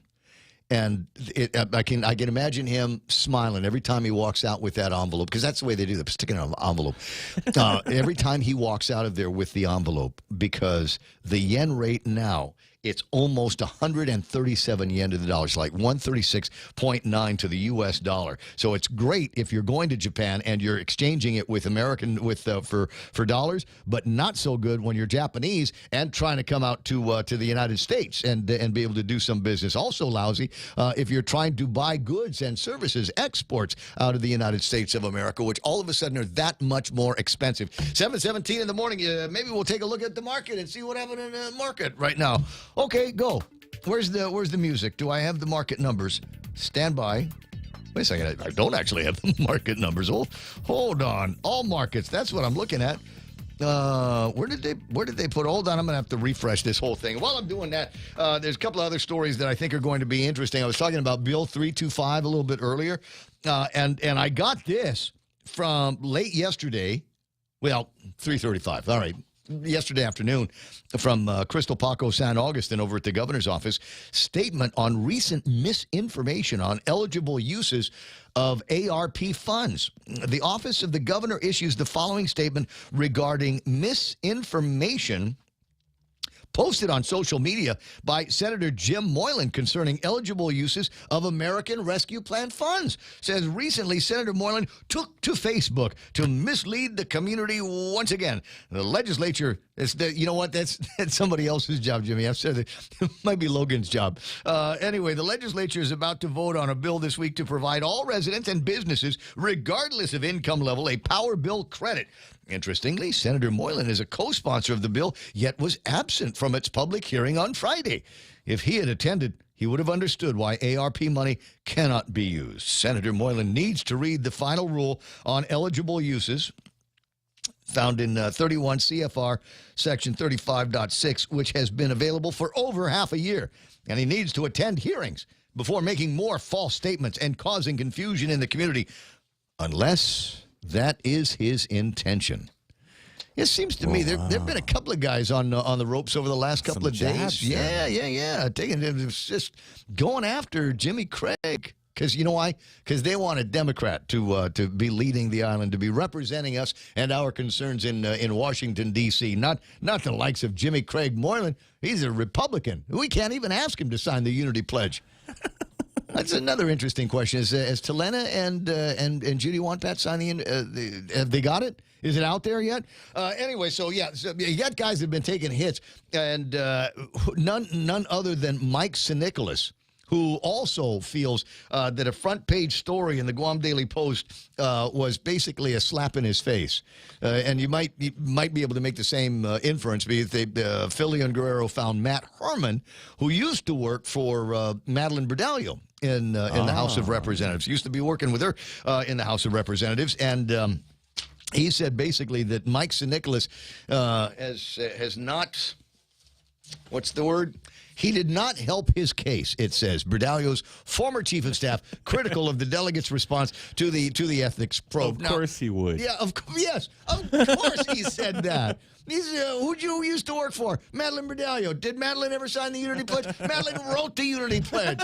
I'm just saying, it's just hard to sort out who the players are without a scorecard. Is he absolutely that honest third party? Is that honest broker in the game? I don't know, but he didn't like the way that Phil had packaged everything up. I'll tell you exactly what he said because it showed up in the comment section of one of those Facebook posts. All right, back to the numbers. Dow Jones Industrial Average picked up 658 points, closing at 31,288. So it's a good day for the American markets. NASDAQ up by 201. They closed at 11,452. S&P 500 cleared 72 points. That's up 3,863. On the commodities, I'm looking at gold, 1703, unchanged. I don't have a whole lot of European and Asian markets open right now. It looks like something has changed on my market report page, so I'm just going to have to muddle through this the way I normally do. Looking at West Texas crude again, that's $97.59, 97.59. Don't have a new number for Tapas, and the yen, as I said, trading at 136.9 yen to the U.S. dollar, and that's going to make it a little bit trickier for folks out in Japan to get to Guam, although there is significant marketing that is going on to the people of Japan. Their Go Guam program is seen in virtually all of the major markets, including Osaka, and I told you I was going to get a picture of Carl and Milton in one of the ads up on the screen here, but I'll have to get around to doing that a little bit later on. 888-825-5888-TALK, and this story here from who's this? Who's the website on this? I was looking at it a little bit earlier. National Defense. All right. Basically, the gist of it is Guam needs effective missile defense now, not in 2028.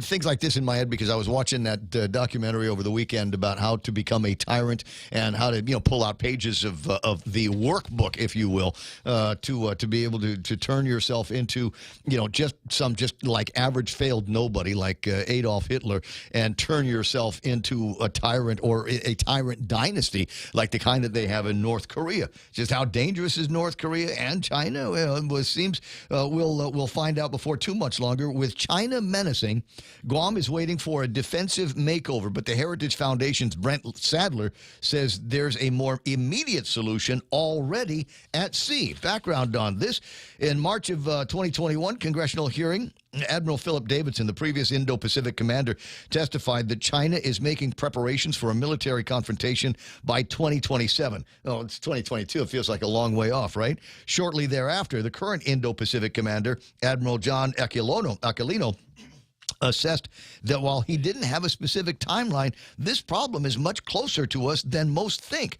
Mike Pompeo, who served as director of the CIA and later as Secretary of State, reiterated the danger during a March public event hosted at the Heritage Foundation, concurring that Davidson's logic was sound. What's needed is a phased approach that bolsters the island's defenses today, using capabilities already available and upgrades them as new capabilities come online. Unfortunately, that's not the solution being pursued by the Biden administration. The latest plan envisions an array of fixed and road mobile sensors and weapons to provide the type of defense commanders have been arguing for since 2013, to provide a necessary 360-degree coverage for the island.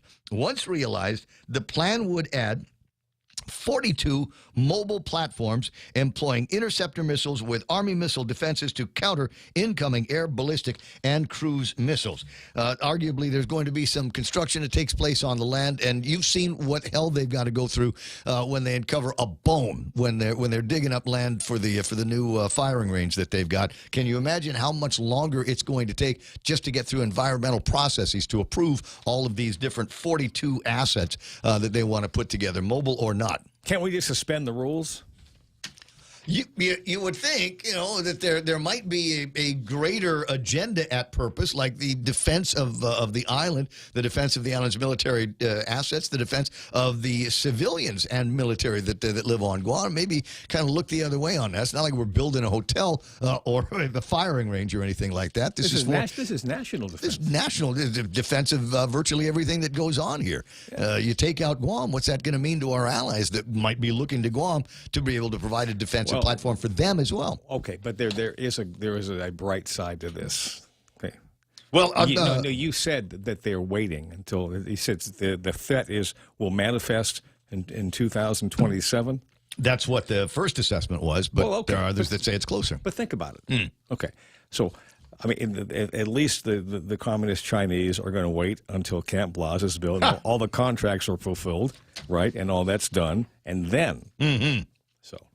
Well, still got to wait out the construction of Tinian. You have to look at the bright side of things, right? So what they say is nothing has been proposed that would bolster Guam's current missile defenses.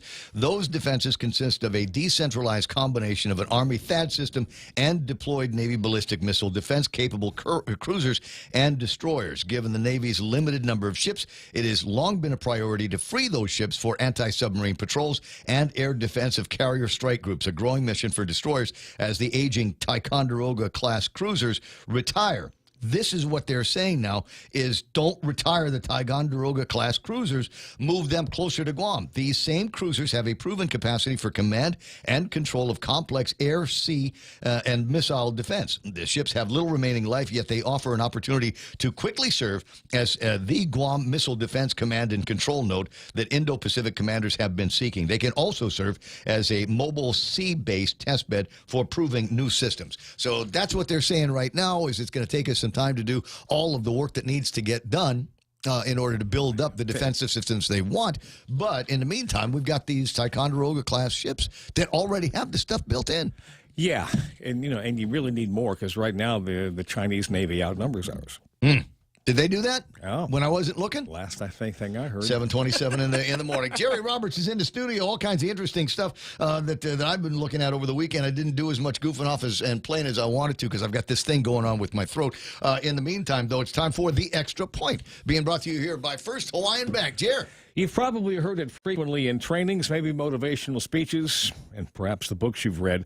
Success is a journey, not a destination. Well, we'll talk a little bit about that journey today as it applies to managers. And that's next on The Extra Point. Fly to new experiences with 3 times United miles with First Hawaiian Bank's United credit card. Earn 3 times per dollar spent on United tickets purchased through United ticketing channels until February 28th, 2023, and 2 times miles thereafter. Visit any First Hawaiian Bank branch or go to FHB.com/United for more information. Don't wait.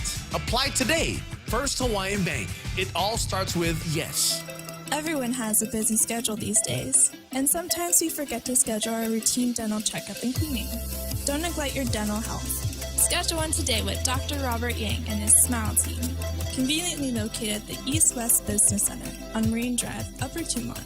Call us today at 647-8702 or 3.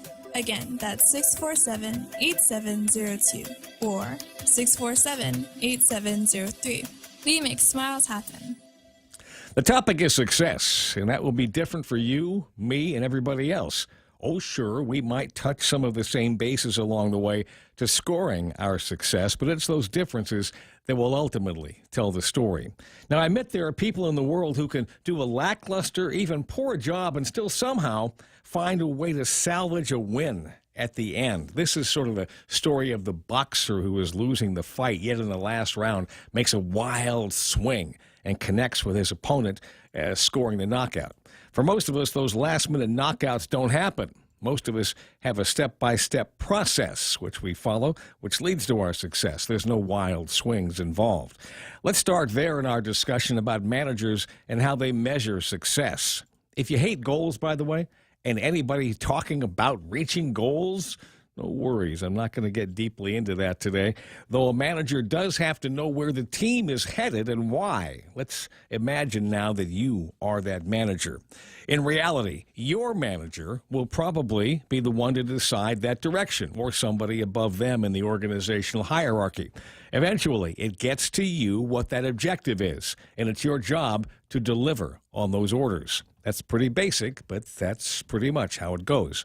Watch me now as I throw a bone to the folks who hate talking about those pesky goals.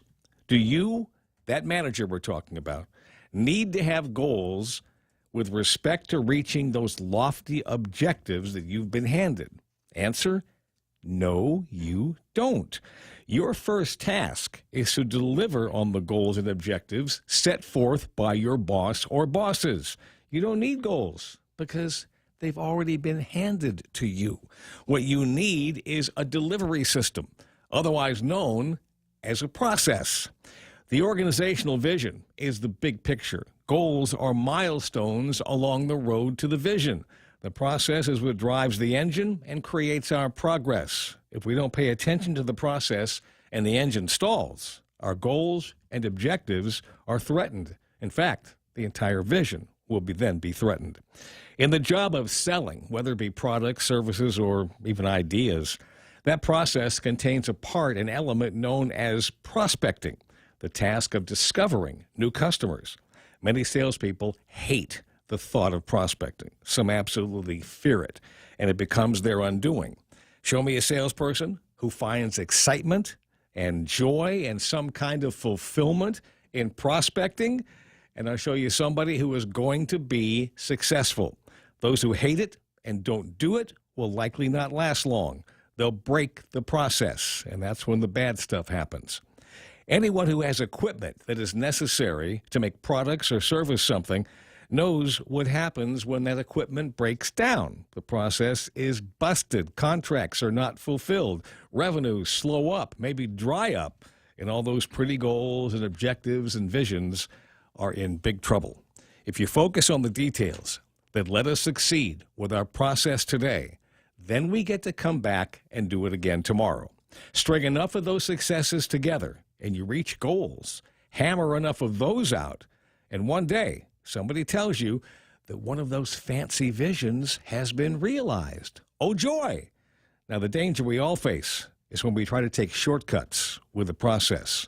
Now, you know that I am a big believer that we should test everything we do, including every nook and cranny in the processes. We should deputize every worker to find better, more efficient, more effective ways to perform every step in the process and reward those who discover them. In fact, reward the people who even try, and then give the real big rewards to those who come up with the improvements. So, no to shortcuts, and yes to improvements. Goals, objectives, and visions are wonderful, but not everybody buys into them. We know that. Not everybody even fully understands them. Process is something they do understand because they see it every day. If you're the CEO, how do you balance the issues of vision, goals, and process? How do you balance the vision in your place of vision, goals, and process? That's the extra point. Be responsible and make something good happen today. For 93.3, The Ray Gibson Show and First Hawaiian Bank, I'm Jerry Roberts. I got you, Jerry. 7:33 in the morning, 888-8255, 888-TALK. A couple of strange things in the headlines. One of them is somebody has found that Skittles apparently are not fit for human consumption because of some kind of chemical that they put in there. That's what I said. And then I got a big bag of it. Fox News was touting a story about how bad it was to drink alcohol before 40, and I'm like, dude, WTF, Fox? I used to like you. All of a sudden, it feels like you guys are like, just towing the line for all of these lefties out there. But CNN's moving to the right, and Fox, therefore, is taking their place on the left. Do you suppose that somewhere around there we might find a middle? Now, to the degree that it might be worth talking about here, Washington Post and New York Post and others are touting a story critical of the Biden administration because, as it turns out, they took a look at all these department heads, agency heads, and things like that, and virtually none of them have any real-world business experience. These are people that Say are. it ain't so, Ray. It's right. It's in the news. You can look it up, and they will tell you all kinds of stories. You've heard the saying, "Get woke, go broke." That's exactly what's happening to America as President Biden prioritizes woke concerns like climate change and gender and racial equity over sound economic management, with inflation hitting a spine-chilling record of 9.1. There's a whole article in one of the newspapers about how that number is fudged like you wouldn't believe. There's a fat chance of his know-nothing administrators having the competence and know-how to pull us out of this doom spiral. And it's no accident, since Biden deliberately has appointed people who tick the right diversity boxes in terms of their physical appearance, with no concern about whether they are qualified to oversee a $6 trillion federal government. And then it goes on in some of these to neither him nor Harris really have any major business experience that we know of. They've all worked in governments around the nation. Business. That's right. Interesting other businesses. I'll get to a list later on of some of the people, including Treasury Secretary Janet Yellen, who has zero business experience, having spent her life in academia and government, and that might explain why she was in denial about inflation for as long as she was. It refused to admit that the $1.9 trillion stimulus poured fuel on the fire, and has advocated more spending and higher taxes in the form of Biden's $5 trillion Build Back Better plan, which luckily has failed to pass Congress. In fact, McMansion has got a bunch of Democrats' hair on fire because he said again, "Yeah, I'm not crazy about this other package that you guys want me to move on." Better make sure that guy's healthy. Got to protect that man until the midterms. There's only two of them out there right now. They're standing in the way of this thing. Unbelievable. Google it. There's a ton of articles that say basically the same thing and name names. Each the department has agency heads that have less experience in business. But I was going to say, we take a look at our own legislature. We take a look at our own government leaders. Representatives, and take a look at them and try to sort out just exactly how much actual real world business experience they have. And it should be no surprise why Guam is in the hole that it is. Before you go, yes, sir. I was going to ask for a Bitcoin number. I wasn't going anywhere. Okay, for Mentos, and for Skittles, if you look on the label next time you're at the store, look on the label. It says right there, "Not to be eaten, only suitable for YouTube videos." Right? You mix them up with the Coke. No, Skittles and Coke. Man. You've never done that? Yeah, I've done it, man, but I don't see why you can't eat them, man. There's a chemical. Fauci wrote those rules, by the way. Oh, nice. You feel free to go against them if you want. I love reading Fauci's stuff. But here's the thing: is the story comes out of USA Today. So does it really? Is it really news, or just some other kind of feer porn that they've got put out there? Ray. It is kind of it's a left wing tabloid. 7:37 in the morning. Bitcoin number. It's $21,023. Ray, think of the money you would have made. If I'd have just taken $200 that I don't have and stuck it in a machine somewhere. I hear you. 7:37 in time for the 7:30 news, being brought to you by Burger King with the Chicken Fries Fridays. And don't forget, they still have, I believe, your free circus tickets for the kids waiting for you to go pick up. Also brought to you by Auntie Lolita Kammet. She's with Half a Day Realty. Now, maybe you are not one of those guys that was particularly attracted to the story about a $300,000 fixer-upper in Tenorio. Yeah, you saw that. Maybe you call her or somebody over at Half a Day Realty, and they can turn you on to something that has got a little bit more of a potential, a little bit more upside possibilities for a margin that you and the bank are going to be comfortable living with. But in the meantime, it's time for our, like I said, our 7:30 news. Donna, what happened? The man accused of decapitating a man in a wheelchair in Santa Rita, Sumai last year was granted his request to have a second psychiatrist to assist with his defense during his trial in Superior Court. 41-year-old Donovan Chargaloff Ornelius confessed that he had used meth while at victim Andrew Castro's apartment. He admitted he felt compelled to kill Castro, saying Castro had placed his family in danger. Investigators found the victim's head in a burned car in a jungle area in Tenorio. Trial has been scheduled for August 16. And the Village Council is asking GDOE to change its elementary and middle school names from Inarahan to Inalahan. The Planning Council says the name is part of the Chamorro identity and carries deep personal, cultural, familial, and historical connections. A similar request will be sent to the Inarahan Fire Station and the Inarahan Department of Public Health Office. Applications continue to be accepted for the third round of the Programan Salapi Cash Assistance Program. Households can receive a one-time $500 payment in this latest round. There are new income caps for the program. For example, a family of 4 with a combined annual income of up to $95,760 can qualify for the program, while a single individual can make up to $46,890 a year. Applications for the current round of Programan Salapi will be accepted through July 27. And those are your local headlines. Back to Ray. Well, thanks very much. Here it is in a lawsuit seeking class action status filed in the U.S. District Court for the Northern District of California. Attorneys for San Leandro resident Janelle Thames said that Skittles were unsafe for consumers because they contain a heightened level of titanium dioxide. Was that what you called it? Titanium dioxide? Well, at any rate. I love it. Sprinkle some of that. Give me more of it. Yeah, you put a little bit of that and some salt on your steak. Stick it in the refrigerator for a couple hours, and it just really brings out the flavor.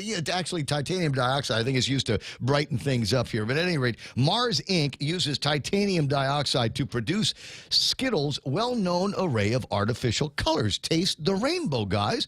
In 2016, the candy maker publicly shared its intention to remove titanium dioxide from its products in the coming years.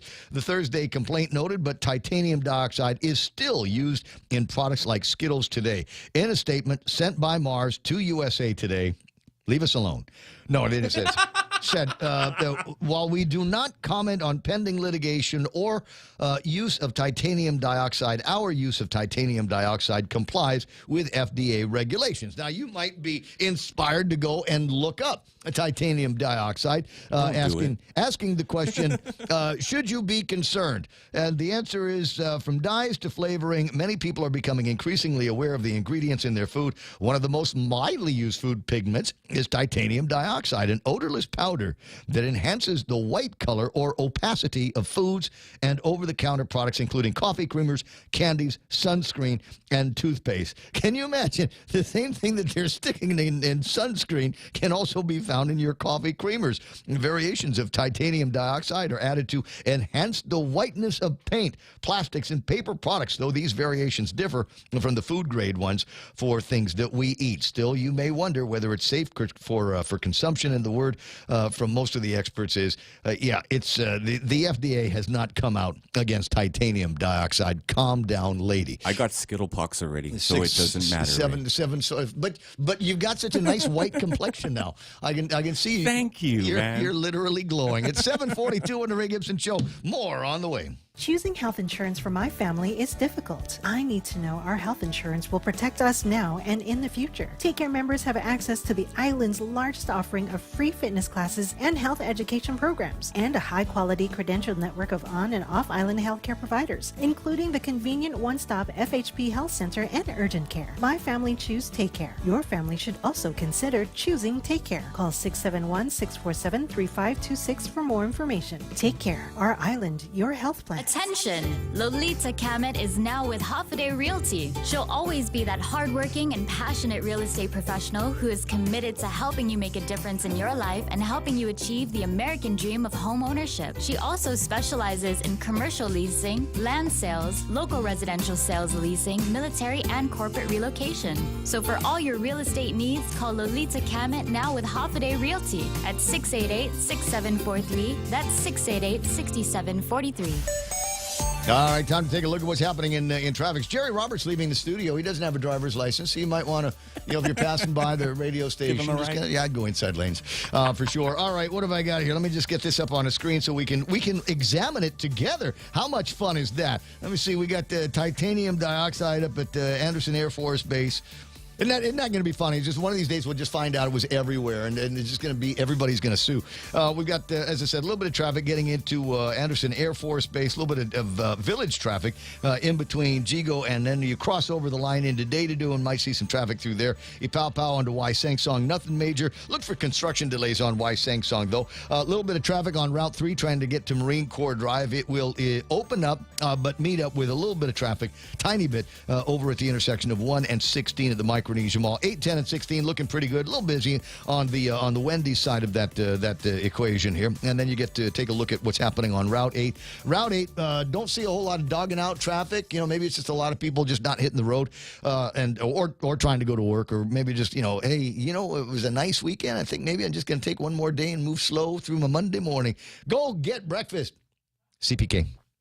That's what I'm thinking. But Route 4 into the downtown Agana area, some of the usual spots are running a little bit more busy than they normally do. And Big Navy and Sumai is running busy like it always does at this time. Quarter to 8. That's your right now traffic. This is The Point. Join the Office of the Governor, the Mayor's Council of Guam, and the Guam Visitors Bureau for the 78th Guam Liberation. The strength to overcome, the faith to persevere. Experience the memorial events that honor our past throughout July. And witness the return of the Liberation Parade and a special Fendanya Friday. For all the details, go to visitguam.com. The 78th Guam Liberation festivities are brought to you by the Guam Economic Development Authority, Seventh-day Adventist Clinic, Guam International Airport Authority, the stations of KUAM, Port Authority of Guam, Guam TV Productions, Core Tech, Guam Music Inc., and PHR Ken Micronesia Inc.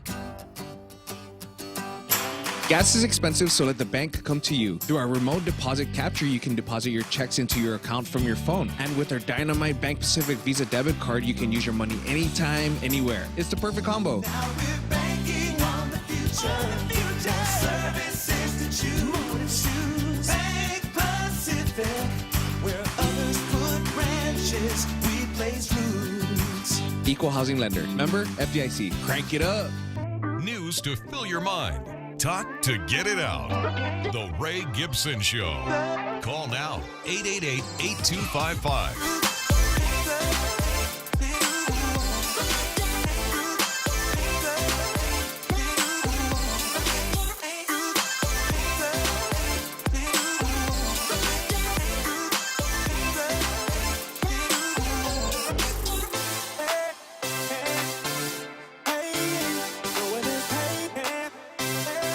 From 8 o'clock in the morning, 888-255-888-TALK. Items in the table of contents around here. As I said, we get, golly, there's so much that isn't happening on the streets. It's like there's a story that runs in the Guam Daily Post where Matt Herman used to work with Madeline Berdallo out in Washington, D.C., says that Mike Senecalas did not help his cause. The idea that, there were a lot of questions swirling around in House Ethics Committee ruling and their final assessment that there might be something here, and then they sent it off to the Department of Justice and said things about how there was discredit brought upon the House by Mike Senecalas and his actions. This, I don't know, the lack of alacrity dealing with the guys over at the Ethics Commission. So he shows up in the media here on Guam with a couple of D.C.-based lawyers and laid out his side of it, and now I guess we all just will sit and wait for the guys from the Department of Justice to chime in and see what they've got to say.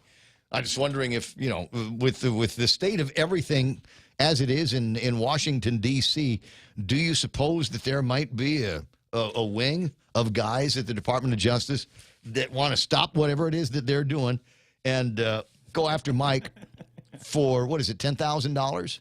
Something like that, and being a jerk when they say being a jerk and didn't return our phone calls, didn't send our emails. We tried him on WhatsApp, but he turns off his blue check marks on the way. I can hear that. Did they say that as well? Anyway, so Mike Senecalas, fires back in social media, basically saying, "Huh? What? What do you mean I hurt my chances?" Here's the gist of a text in the text of the speech, in case you did not hear it. "Didn't help my case. Hey, Post. My ethics case is closed with no charges filed and no guilt determined. You keep trying to make me out to be guilty and completely ignoring this fact. Quite shameful, really. Why don't you do a story instead of how Matt Herman screwed up war claims and perpetuated Berdallo lying to the people that, quote, checks were in the mail? Or that he covered it up after we took office, never saying a word, or that he never submitted a single statement in support of our efforts, from war claims to Agent Orange to EITC. All the stuff he was supposed to work on as Berdallo chief of staff for 10 years and never got done, and yet now he has so much to say. The smear job of a story is not at all the reality in Congress. After the case closed, we got the 28-member Hispanic Caucus endorsement of our bill. We have added 5 amendments to the NDAA with unanimous support that recently passed the House, which required the support of multiple committees and all of the members. We've got $1.4 million moving forward for a custom slaughterhouse on Guam. We have proven over and over again that we deliver good things for our island and have solid working relationships in Congress. So why do you keep trying to make us out to be failing somehow? And to be quoting the actual deadbeats who never got it done as if they are experts. Get real. It's sick media like this that hurts the people.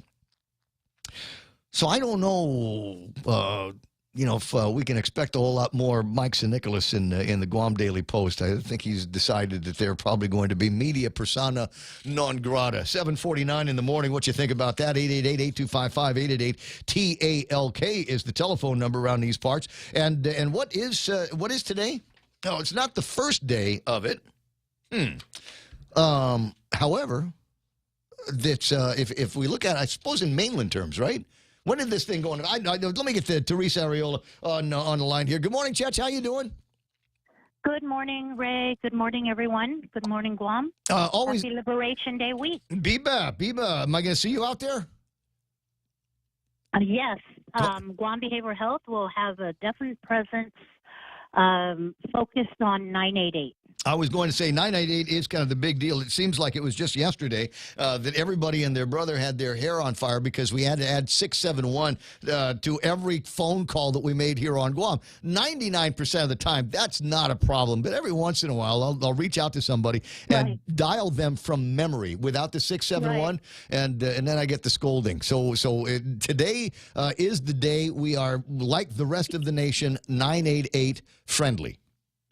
Right. And 988, unfortunately, because we needed to prepare. This has been happening, a preparation that's been happening nationwide for over 2 years.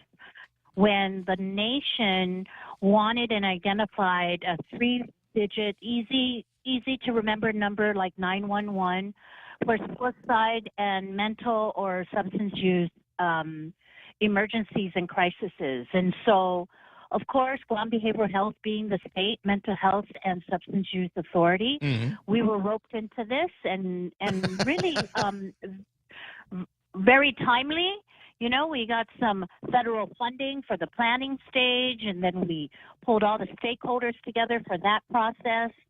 And now we're in the implementation stage. And I can tell the people of Guam that the 988 line has been live. We've tested it. The telecommunications team, as part of the stakeholders, has been working with our team and 911 to make sure that it's online. And it's been online. And it went officially, you know how that goes, because Nationwide wanted it to be rolled out officially on the 16th, which is really the 17th here, which was yesterday. But I can really assure the people of Guam that Guam really, ours is live and without any kinks. We're hearing some troubles from the state side. As you can imagine, states are really big. They're divided into counties, more coordination because we're a small island. Yeah, it's just us. We pretty much can pull a meeting together with all the stakeholders at one time. It was one type of coordination. And so I just want to thank all the partners, the telecommunications company, of course, GFD, GPD, and our Ogden team, which is the call team, the call crisis center team. There had always been a crisis number. You're correct. Exactly, Ray. So now all that just makes it easier. Always had a crisis number. You probably remember, the people of Guam probably remember it more frequently during the holidays. Yes. Remember? Suicide hotline. Yeah, the suicide hotline. Right. So it's the same hotline. It's that 647-8833 number that we've been promoting, especially during COVID, and it's been on all the releases. It's the same number, except today it's 988. You don't have to remember the 671. You don't have to remember the long 7-digit or 10-digit number. Now, households just need to remember 2 numbers. 911 for safety and medical, and 988 for emotional, mental, or substance use. Yeah, somebody will answer the phone. Normally, I dial the phone myself, but I don't want to, startle anybody or anything like that. I want to be testing out the number. But if I was to call like right now, would somebody be able to answer the phone? If somebody was to call right now, 988, what would happen is, because it's part of a whole nationwide lifeline network, you will get a prompt. If you're a veteran, you press 1. If not, you press 2. Now, I'm okay with that because, Guam has a huge veteran community. We're very patriotic. We're very, how ironic, right? We're talking about patriotism in the Liberation Week. And so, yeah, there's a veteran lifeline because, nationwide, nationally, federally, veterans have always had their own national lifeline, and then you have others.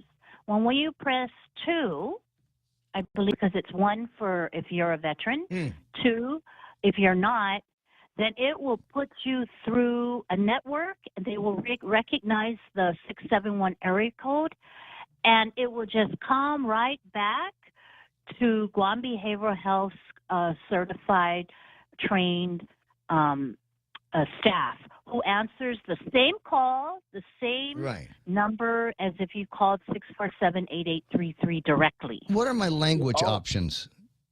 Teresa Areola on the line. What are my language options? Is there a press this for Chamorro? Is there a press this one for English? Is there? Can we get this in? There's a lot of. This is a national thing. Of course, Spanish has always been an option. We are working and looking into how we can localize. Right now, like Chamorro, because it is the second, other than English, it is the recognized national language, right? And so, other than English for business, and so we're working on trying to get that customized. But right now, we don't have that. Neither do we have the chat feature, but we're working on that as well. And so, other than like, for example, right now, if you called the regular 647-8833 Guam Behavioral Health Crisis Hotline, we would only be able to accommodate you in English. If it was really a language barrier, then we would put that, and of course not an emergency, we would put that person on hold and try to find a person within the team that's working the crisis hotline, if they can speak either Chamorro or Chuukese or Palauan or Kashrayan. Yeah, a lot of there are suicide issues in those communities as well. Just a couple of minutes left before Fox News, and so I applaud everybody for working together to get this done. As you mentioned, it's nobody does it by themselves. You got telecom guys, all of the guys at GTA, Docomo, ITA, et cetera, working to make sure that their customers, their users, would be able to interface flawlessly through this. But if I were to call 911, because that's just what I remember, or thinking in terms of a real world example of a problem. Let's say my buddy Real Joe Cruz over here was having a bad day, wants to start swinging at everybody at the radio station, clearly in some kind of a mental health crisis, but I dialed 911. Who would get to me first? Cops, fire, somebody from your SWAT team? Me, I would. Well, if you call 911, they naturally and has always been have a very quick triage call, and if it is a mental health or emotional breakdown, then they would transfer that call to the appropriate folks, which would be us in the 988 call center. And so, and wonderfully enough, the response is 988 is a culmination of all our crisis response system and continuum of care. Right, which has been growing. Somebody had called. So if right now we've had several different launches in the last couple of weeks. One of them is the mobile crisis response team. And right now we're in the pilot stage where we're right now just responding and testing the system with our current behavioral health consumers. So if, for example, Joey was a behavioral health consumer and he was having a crisis breakdown, our actual mobile response, an actual team will get to him, will be dispatched to try to de-escalate it at your site. I got you. At the radio station. I appreciate, I'm glad that we've got this system in place. I just think there's still a lot of people that go, I have to dial 671, but it's a national program. Nobody made a decision here really is a national to get it program, done. Ray. Don't get mad at Lou. Don't get mad at Chad. It's a 9-8. It really is a national program, and I know with national programs, it's not a fit-all, right? Like the language issue is. Well, I thought it was a April Fool's joke. It was happening so close to it. I got to run. I got Fox News Live coming up in a second. I'll talk to you pretty soon. Thank you for letting me come on. Absolutely, I appreciate it. Absolutely, always fun to hear from you. Day, everyone. Biba, have a great day. 888-8255-888-TALK. Closing in on 8 o'clock in the morning. KUSG, gotten you time now for Fox News.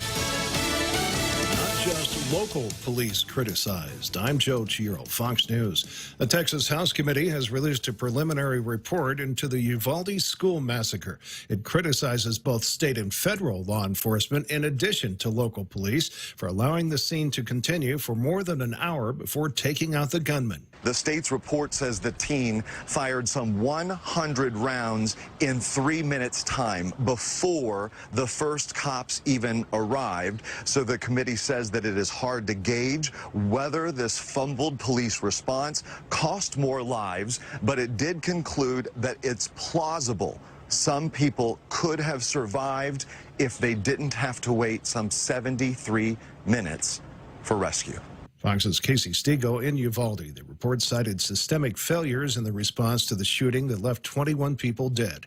President Biden's approval rating falls again, according to the latest poll. Well, the new Fox News poll shows the president's job approval at 40%, down from 43% last month. Democrats still heavily support him.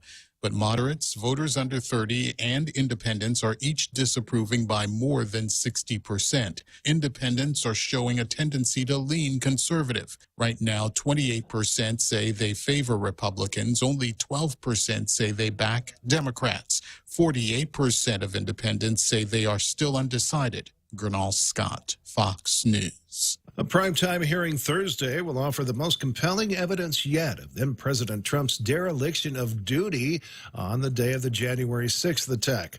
That is according to the House committee investigating last year's attack. GOP Representative Adam Kinzinger says the hearing's going to open people's eyes in a big way. America is listening to Fox News.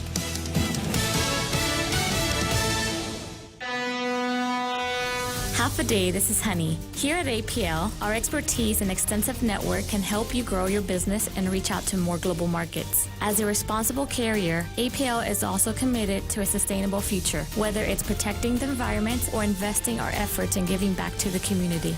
Our dedicated teams in Guam, Saipan, and on U.S. mainland are here to support you. Call 588-4651 or visit apl.com.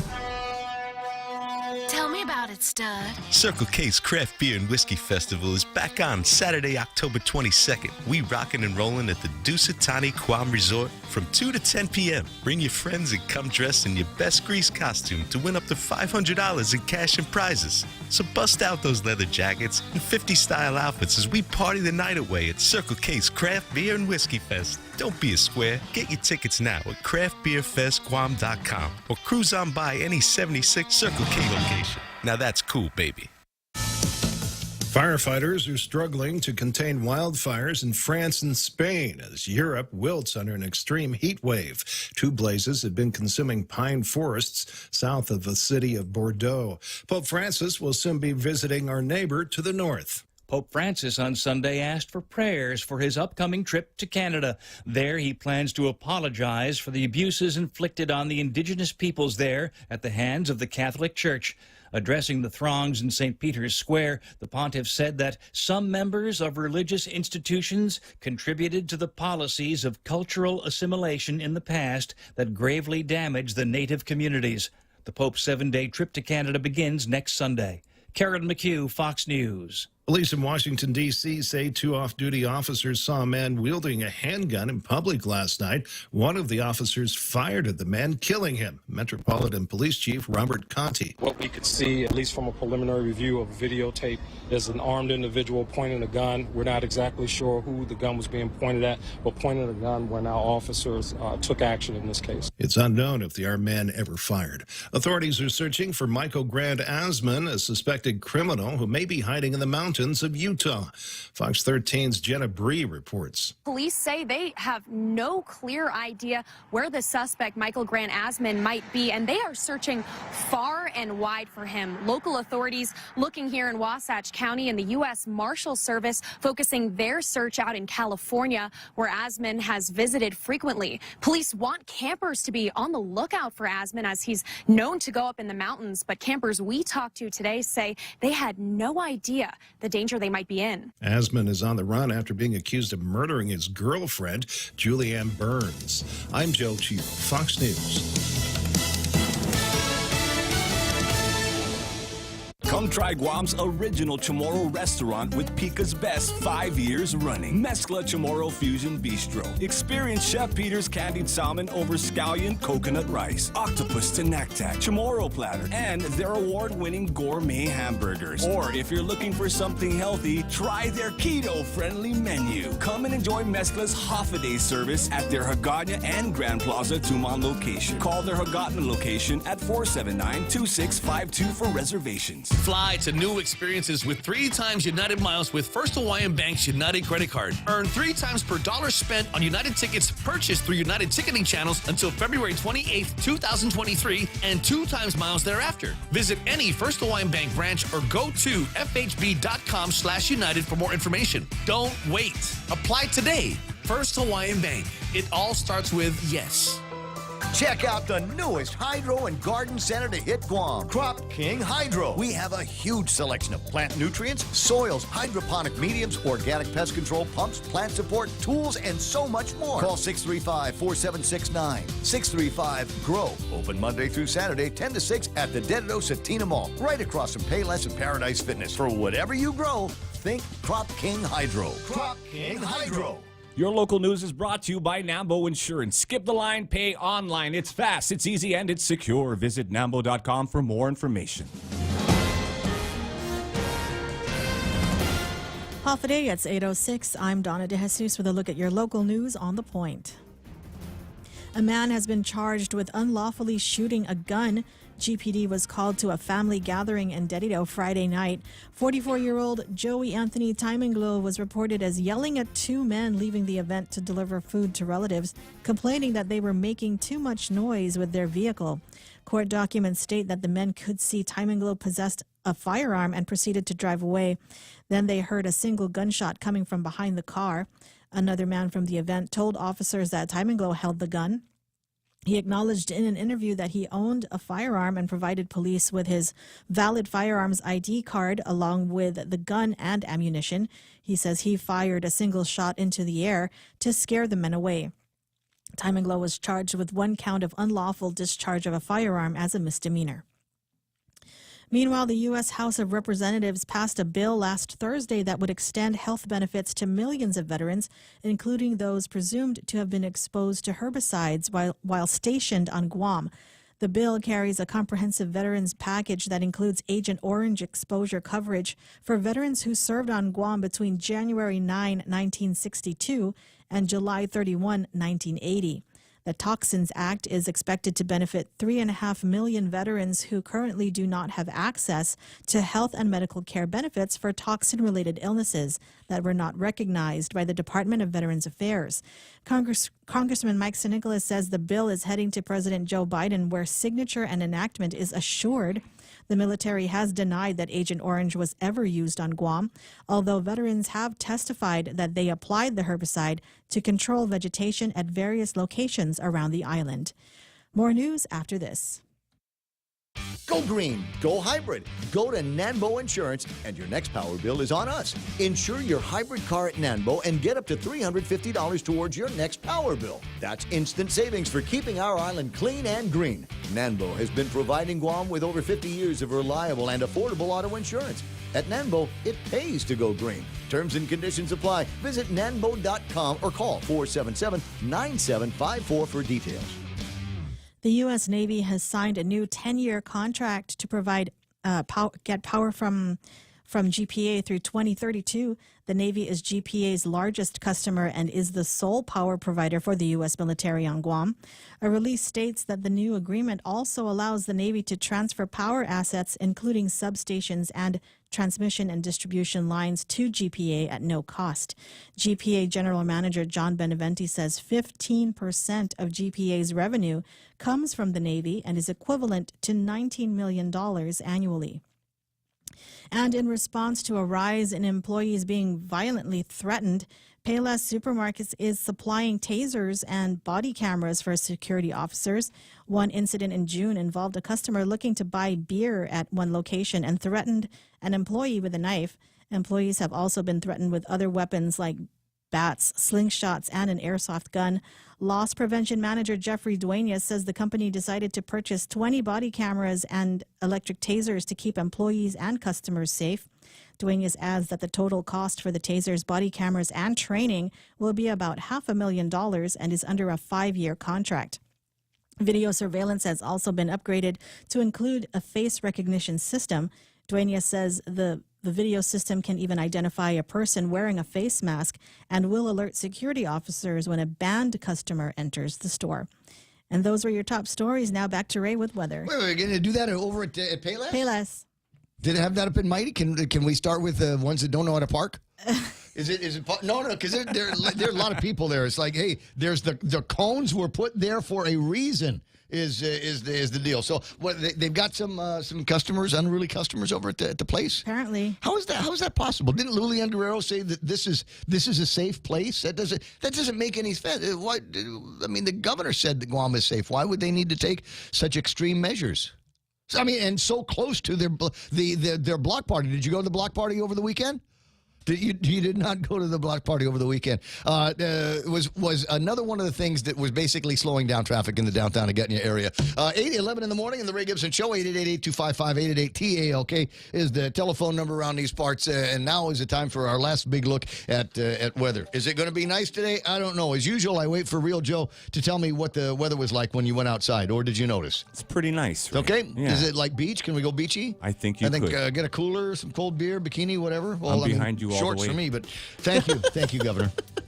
Partly sunny, highs near 86 degrees, winds east 8 to 11 miles an hour. I got mostly cloudy skies and overnight lows of around 79 degrees. For tomorrow, mostly sunny, highs near 86. And tomorrow night, scattered showers and thunderstorms could be in the forecast under mostly cloudy skies. I'd say, yeah, scattered showers and thunderstorms. The assumption is the skies would be mostly cloudy. There's a heat index today going to be about 92. Sunset is going to be at 6:52. Hashtag tell the others. Coming up, I'll define a word that maybe you've never heard before, but if you did, you'd roll your eyes. The word is sologamy. Sologamy. All right. I know what you're thinking already, and it ain't that. Donna's wondering, what is this? I'll tell you. I will define it and more as the program continues. 8:12. I'm Thomas Fisher, an attorney, a veteran, a former Navy Judge Advocate General and Guam prosecutor. I'm running for senator. If you're like me, you want to end the BS. Let's start by ending wasteful spending of your tax dollars. Vote Thomas J. Fisher for senator. If you want different, vote different. Log on to tomforguam.com for his platform and look for Tom on Instagram and Facebook. I'm Thomas Fisher. I not only approved this message, I wrote it. Drake Diaz, treasurer. Paying more for gas, more for food, more for everything? How about about something for free? For a limited time, switch to GTA and get 3 months free. Bring your phone with your number to GTA and get 3 months of free service when you sign up for any wireless unlimited plan. Plus, we'll waive activation fees and set you up with a free SIM card. Come into GTA today for the best truly unlimited wireless plans on the best network. Terms and conditions apply. For more information, visit GTA.net. GTA, we start with you. 8:13, Ray Gibson Show brought to you by APL, American President Lines, global presence with a local home. And it's time to bring up the Monday morning munchies that you can find for breakfast over at CPK in Agana. Not the one in Tenorio, only the one in Agana right now. And if this one is successful, and it should be, I can't see any reason why not. The food is so great. Special is the service is incredible. You're going to love everything about the Monday morning munchies, including a crispy brioche French toast, special kind of bread for special customers like you. Not any ordinary pancakes, they're taro pancakes, and we got macapuno strings and a ube paste that goes on top of it. There's spam fried rice, a usual breakfast plate of frittata, but as you can imagine, everything is done CPK style, so expect the portions to be bigger, including the bacon. You get a piece of bacon, but it's huge. I mean, the thing is thick, like a deck of cards. Don't believe me? Go find it today over at CPK in Agana. The Ray Gibson Show, bringing you closer to the action. This is The Point, Guam's FM News Talk Superstation. Sologamy. It is the process of marrying yourself.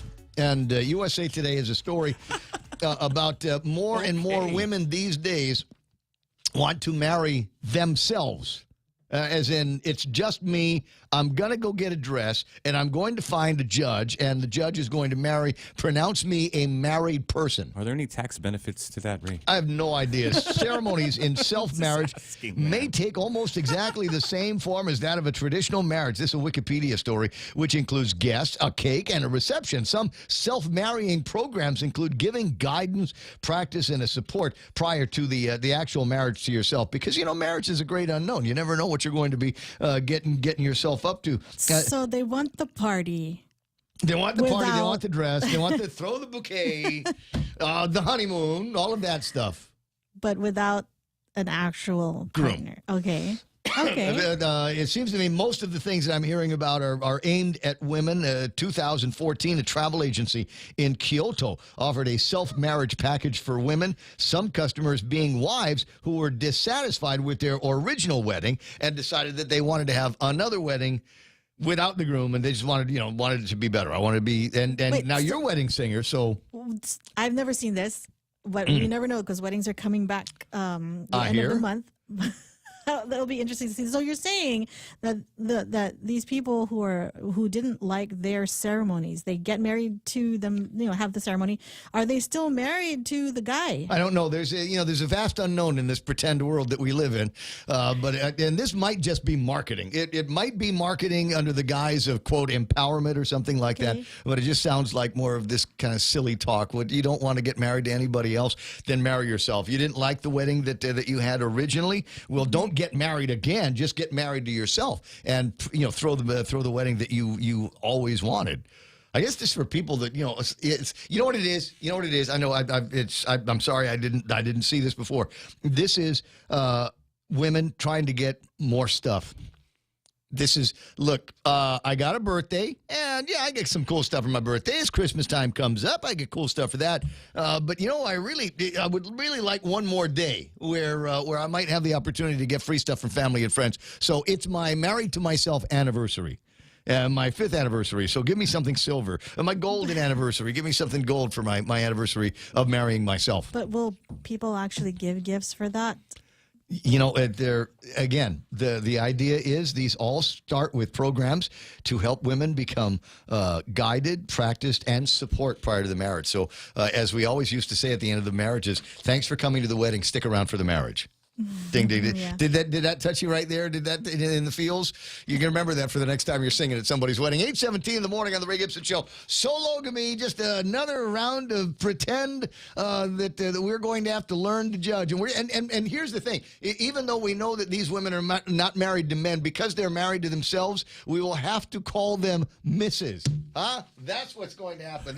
There's another one where we're going to have to learn to live. Hug and kiss to the missus. With their delusion, right? No, I'm sorry. I'm not a Ms. I'm not a Miss. I'm a Mrs. Well, who's your husband? I don't have a husband. I'm married to myself. This is what conversations sound like in the United States of America and clearly around the world in 2022. When does the meteor hit? When does the one where I'm ready.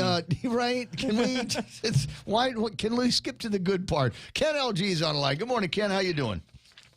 I'm doing fine. I don't know quite how to follow something like that. There is no following that. No. You gotta wait until we get more stuff from the woke crowd to say no. That's a thing. That's a thing. Now look. If you didn't like your original wedding, go to Vegas and have another one. Go ahead and do that. Or maybe the guy said no and you bought the dress. I know a couple of girls actually that already have their wedding dress, even though no guy has ever proposed to them. They've already got the wedding dress, and they're ready to go, just waiting for that perfect moment. And they go to the gym and they work out like you wouldn't believe, so that they can still fit into a size 1. 8:18 in the morning. Ken LG, and I got some paperwork that you had sent from the Guam Election Commission, where they were expressing concerns officially over some of your initiatives, and then your response back to them. Which one is going to be faster? Let's just talk about number 4. That's the real important one right there. Wait, I just opened up a page and it says meet Filipino singles. Oh gosh. I'm sorry. It's one of those things. It was a worldwide web page. That's not the page I was going to. It's an advertisement on that page. Go ahead. Anyway, it's obvious to me that the legal counsel for the Guam Election Commission did not even read the VIP. That's the way it looks, any of the initiatives, because in his dismissal of number 4, he says that it's against the Organic Act of Guam, and there are already provisions that allow taxpayers and citizens to sue Guam under certain conditions through the Guam Claims Act. But that's not what the voter initiative is about. It's about giving taxpayers and citizens the right to sue government officials personally who violate laws, policy, procedure that cost taxpayers money. His response doesn't even address the initiative. So that was a big concern I had. Well, he went right to sovereign. He goes right to sovereign immunity. Yeah. Well, the government has sovereign immunity, and there's only two conditions where citizens can sue the government. They're clearly identified and have been tested in court. No argument. That's not what we're asking to do here. We're asking to hold individuals accountable. Yes, and we already do that through the Freedom of Information Act and the Guam Sunshine Law. We hold government officials accountable individually and personally. We're not holding the government accountable for violating the law there. So what I've just done is I've broadened the scope of that, and to allow us, say, for example, a director of public works accidentally or somehow forgets to file the paperwork and builds an illegal road in Barragata Heights that cost taxpayers almost $2 million. See, he made a decision that violated law, federal law, and standard operating procedure, and the taxpayers of Guam have to spend almost $2 million for his, sorry. Well, you see, that keeps happening. I mean, I've got over 100 instances that people have reported to me during my advocacy days that add up to millions and millions of dollars. I could pull 3 things off the top of my head right now that were over $1 million a piece. And in the newspaper, we see things happening all the time. And every time a government executive breaks a law or a procedure, it costs taxpayers nearly $1 million every time. So maybe if they had to be held, if taxpayers were able to hold them accountable, they'd break the law less. Yeah, I just worried that the courts would see things their way and say, yeah, you're guilty of it. You're fine. $1. Get out. Go away. No, that's why there's the minimum charge. Okay. $10,000 plus attorney's fees and expenses. Moreover, though, there are a couple of other things, and one of them that I'm kind of interested in because I think that there are a lot more independents on Guam and independent-minded candidates that would like to run for office. But there is, and I think you referred to it correctly. There is discrimination that is placed on anybody that is not a member of quote recognized parties that we've got here. The Election Commission's position is you can't do that because if there would still be a requirement for members of a recognized party to get a sufficient number of votes in the primary election before they can move to the general election. And my counter to that is two wrongs don't make a right. For 50 years, we've discriminated against independent candidates who all have the choice. They could run as an independent against impossible odds, or they can choose to run as a party candidate. With the passage of this act, party politicians will have the same choice. They could run as a political candidate and have to meet the higher standard imposed on them by the political party, or they could choose to run as an independent and bypass the primary altogether. So they are discriminating against themselves when they make those selections. Yeah, and basically when you look at the fact that 94% of Guam voters are independent, only 4% are Democrat, and 2% are Republican, it shows that, there's a bias towards independence. And when I talked to all the candidates when I was running, when I was herding candidates in 16, 18, and 20, and running in 20, and now in 22, most of the new faces wish they could run as independents, but they don't have a choice because of the higher standard. So that's why this law does not violate the Organic Act of Guam, as they claim, because there is nothing in the Organic Act that says that there's a primary election. Yeah, and the worst thing is that you get some people. I mean, I could see somebody like a Chris Barnett or a Candid or a couple of other names running quote as independents, and I can see the Republican Party and the Democrat Party ganging up on them because no, we don't want any independent voices in the legislature. We want you to be one of us, and we want you to wave our flag. And for some people, that might not necessarily be the way that they see the makeup of our island's representation. How many times you look at the legislature and go, boy, none of those people are just like me.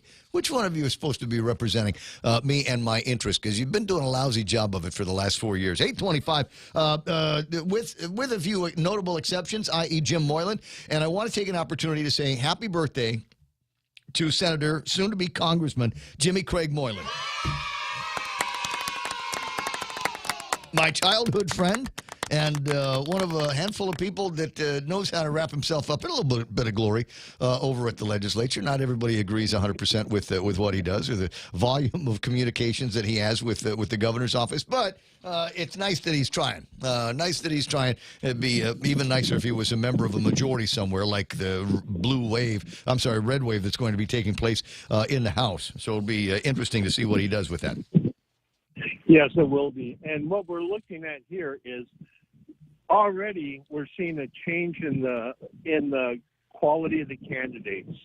And what we're seeing now is we're seeing more and more independent-minded people running, regardless of what color jersey they wear, because the political parties here, and I've got a video. Oh, man, Tom Fisher's running. Later. Tom Fisher's running. Can we let's do that? Hey, I got to run. I got a couple of things I want to get to before Jimmy Craig's going to be checking in a little bit to get his birthday wishes, and I'm going to scold him vigorously on behalf of the government for trying to mislead the people of Guam on the sources and usefulness of the ARPA funds. Yeah. I mean, it's more important that we. That we what? Oh, you hung up on yourself. He used the chin feature. There was a time. When they first came out with the digital phones. You remember once upon a time? Yeah. Because when I was growing up, all of the phones were rotary dial, and then they came out with the touch tone phones, and you could go to Kwang Hua and buy one that just kind of sat on the big long wire. Because they weren't wireless yet, but they had one of those things, and you set it down on your coffee table, and that depressed a switch. And the switch was the thing that, you'd open it up. It was like lifting the receiver lifting the handset off the receiver set. Is you pick it up, and then all of a sudden it would go looking for a dial tone from GTA, the Guam Telephone Authority, at the time. And it was great, except you get into a agitated, excited conversation, and if you press that switch again, click, you just hung up on your girlfriend.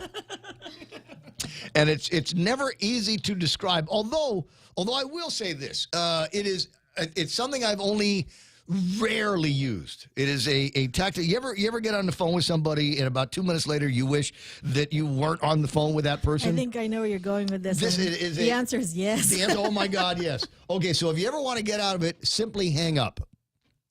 Simply hang up. Now, if it's important, they'll call you back and say, "Did you hang up on me?" And you just say, "No, I was going through a tunnel. I don't know. There's a house. Part of the house doesn't get good cell reception. I don't know what happened anyway." Or they won't call back. They'll just go, "Oh, I got everything out. I told them what I needed to tell them, and that's all you got to do." But try this one of these days. Try it today. For instance, when we call you. No, I'm kidding. But when somebody calls you and you know. I'm going to get a call here. You know that somebody is going to reach out to you today. Just try this tactic. Give it a couple of minutes. Hey, how you doing? How's the wife? How's the kids? Everybody good? And then just kind of click, hang up on it, and go about your day and see what happens. They say that 9 times out of 10, the call will never be placed back to you. 8:29 in the morning. I'd made mention earlier yesterday of a very close, dear personal friend who was in Osaka City in Japan for the last couple of days. I mean, now that United is flying back there's a lot of returning Japanese residents and folks that, they got their jabs, they got their boosters, and they want to do some traveling. And if you've done Tokyo 100,000 Tokyo Disneyland, this Ginza, and you want the Japanese experience, but not necessarily Tokyo. Osaka, second city, is absolutely incredible. Food is great, shopping is great, fast paced, but not quite as fast as say Tokyo. I'd say they got one of those Don Quixotes there. Oh, packed with Chinese though. Just a warning. Just get used to standing right next to, you're going to be standing next to, breathing right on you. They have no concept of personal space or distance. But having said that, and so she's in Okinawa and watching the television, and awful a sudden, on the TV screen, there's Governor Gutierrez, former Governor Carl T.C. Gutierrez, and that looks like Milton Morinaga. Right? There's arms up in the air. Resistance. Ray Gibson. Resistance. Viva la revolution. Ray Gibson. No, it's Go Guam, I think, is what they were talking about. I don't think they were, specific resistance or anything like that. But a great picture of a couple of guys that are putting their money where their mouth is. That's what we need here. Is nice to see all the Koreans coming back. We need them in pre-pandemic numbers, and I think that's a great target. But we also need to get the Japanese back to pre-pandemic numbers. Now, you might be wondering, all right, well, what's the deal? So the deal is, if you go to Japan and you have a vaccination and a booster, shouldn't be any problem. I don't think they're testing you at the airport or anything like that. You get in a bus, you get in a train, and get to wherever it is that you're going to be hanging out. Now, if you're vaccinated and don't have the booster, they make you log in on a program. I forget the name of it. And the way tracker. Yeah, it's a tracker. It is definitely a tracker. So you log this in on your phone, and you put the information on the phone, and then you have to isolate for a few days. And they will call somebody from their version of the Department of Public Health and or Public Harassment and Secret Service, allegedly will call you, and you have to answer in video mode. And remember, they know where the phone is, and it better be where you said you were going to be when they called. And they video phone because they want to see your background, show me the kitchen, show me the bathroom, flush the toilet, that kind of thing. But, and I said, the question that I asked, because my friend, not boosted, only vaccinated, I said, did you ever get the phone call? And the answer was no. Never got the phone call. The crazy part of it is while you're going through the process, right? And apparently there's a lot of paperwork everywhere there's paperwork, but there's a lot of paperwork that you got to fill out. And so she filled it out, walked out of the airport. Nobody ever asked her for it. Got all these papers, then waited a half hour to get out of the airport. Everyone's fatigued. Nobody ever came up and said, yeah, that thing that said you're not a zombie yet. Where was that? In Narita or Osaka? Oh, Kansai. Osaka. Yeah, that airport. Love that. It's a nice airport they've got there. Anyway, 8:32 in the morning. And before we get into the last thing that we do with Donna, which is this picture back up on the screen. Did I already make mention that if you vote for Felix and Tony, you get Frank Uggan, but if you vote for Lou and Josh, then you get Carl Gutierrez? You do. I do. I like saying that. I think that might trigger everybody kind of across the board. Yeah. But anyway, celebrity birthdays. How are we ready for celebrity birthdays today, including Senator Jimmy Craig Moylan got a birthday today. James Brolin is 82 years old, not Josh. The dad, right? I believe so. The one married to Barbara Streisand? Is that the one? Yeah, I think you're right. Yes. Yeah. Richard Branson, who is among the richest people in the world. Oh, the Virgin guy. Guy owes me $20, man. He does? You'd think with all of the trillions that he's got, he'd be able to send somebody. I remembered, hey, send Ray a thing. Somebody just $20 in Bitcoin. Those What do you rich say? guys always do that, Ray. Right. They burn. God. And I think that might be it. There's one, and I'm sorry to say this, because this will fly in the face of conventional wisdom. I never really liked The Doors. I never, it's just never been kind of my never thing. did psychedelics. No, man. That's no. right. And I just think that they're kind of overrated. I feel the same about Vin Diesel. I feel like Vin Diesel. Ray. Yeah, he's 50. He's 55 years old. Man, I can't now, deal give the with guy you, a lot of credit for the buff. I mean, that takes work or injections. But I don't think he's steroid guy. But Vin Diesel turns 55 years old, and so you say Vin Diesel to most women, and there's melting. There's he's so handsome. Oh, yeah. Got the bald thing. He's all buff. I've watched every one of his. I've watched every single one of his movies. It's about family, Ray. FYI, they're all the same movie.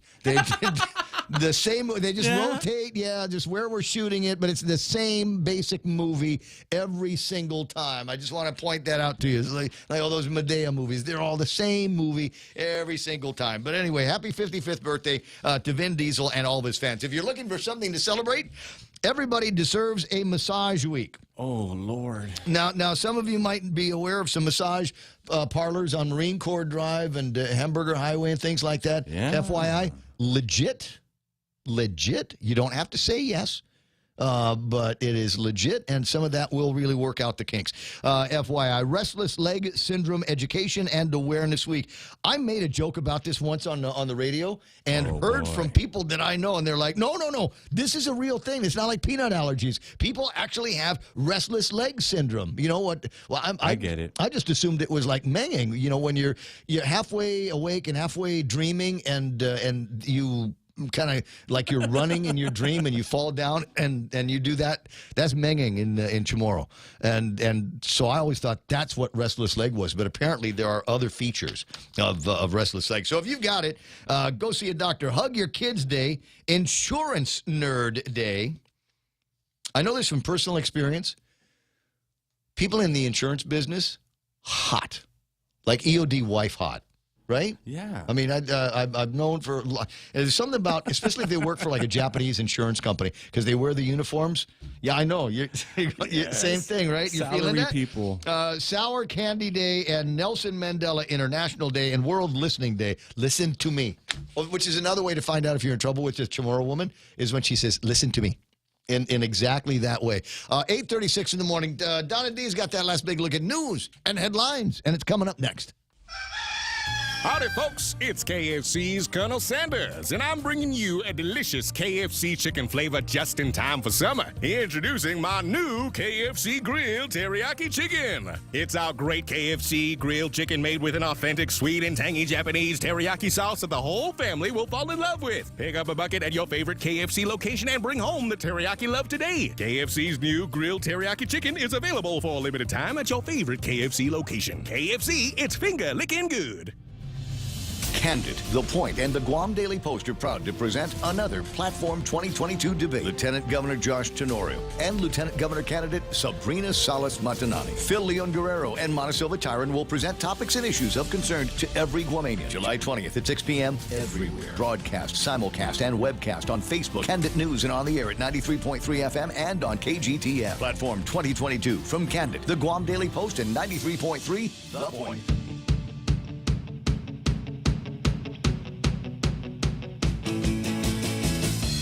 Now, sometimes we get our headlines from a variety of sources, newspapers, newsrooms that we've got here on Guam. Real Joe will from time to time print out some salient pieces from the news, televised news centers. Senecalas trial focus turns to feud between attorneys. This one having to do with the Surahano, and apparently it is cat fights between Jay Arreola and Rochelle. Yeah. So some interesting things are coming out of that. Canto, right? Yeah. Is he married to the former judge? Yes, exactly. Oh, wow. His name came up in one of the stories that I was reading because, apparently she, she was concerned because Jay was, quote, being aggressive with her, and so she brought in somebody also from the Attorney General's office, Assistant AG Jamie Canto, kind of sitting in her corner like, what? Oh, wow. What? Take my wife's name out your mouth.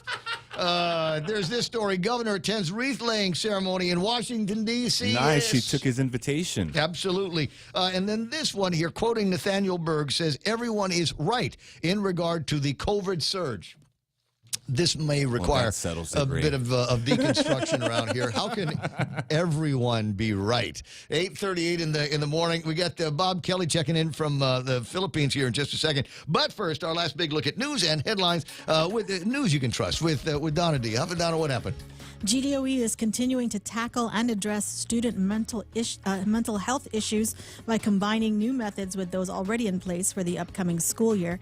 Assistant Superintendent of Special Education Tom Babauta says the department is trying to understand what triggers students and how to intervene as soon as possible. Former Superintendent John Fernandez says the pandemic has helped students take an active role in addressing behavioral health issues, increasing the demand for mental health awareness and training. And public health officials are looking at extending operations at the Agana Shopping Center COVID-19 vaccination clinic to at least the next month.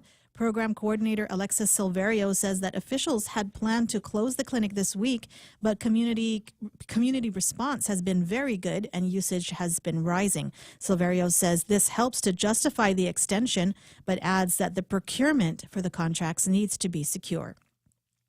And the Guam Regional Medical City is continuing its 7-year anniversary with more activities this month. Vice President of Corporate Affairs Eric Plinsky says GRMC will be having a community health fair at the Micronesia Mall Center Court on Saturday the 30th from 11 to 3.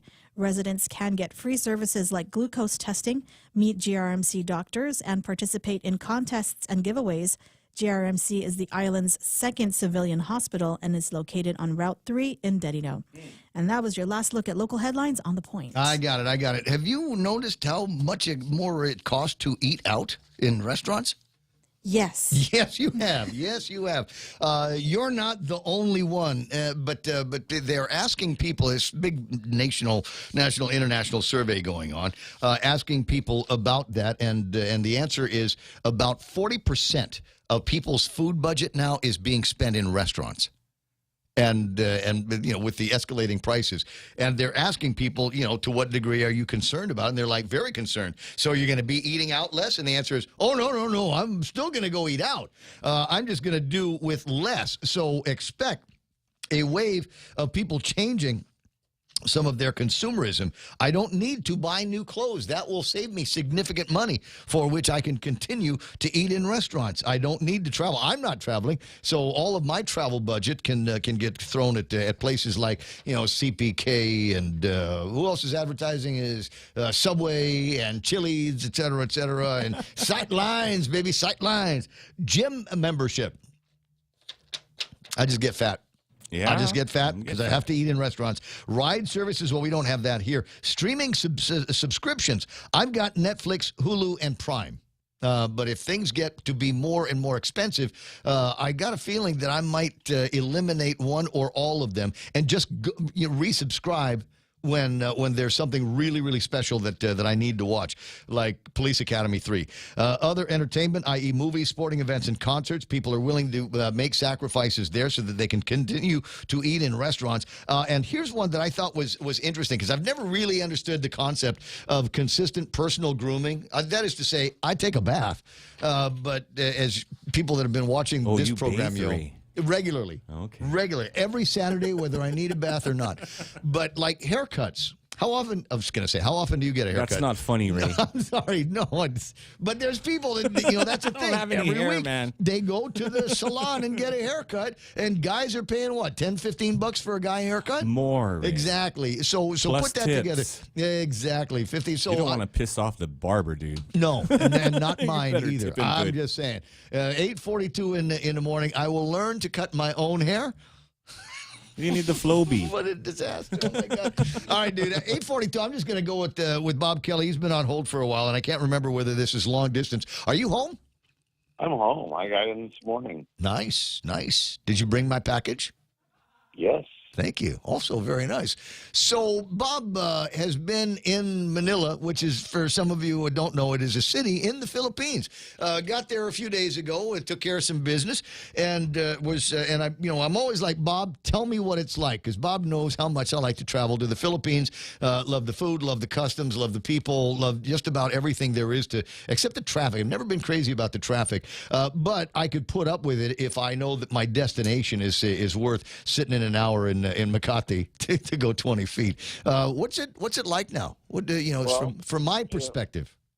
Okay, first off, you're talking about what you had to complete. It is the Philippine One Health application you complete before you go.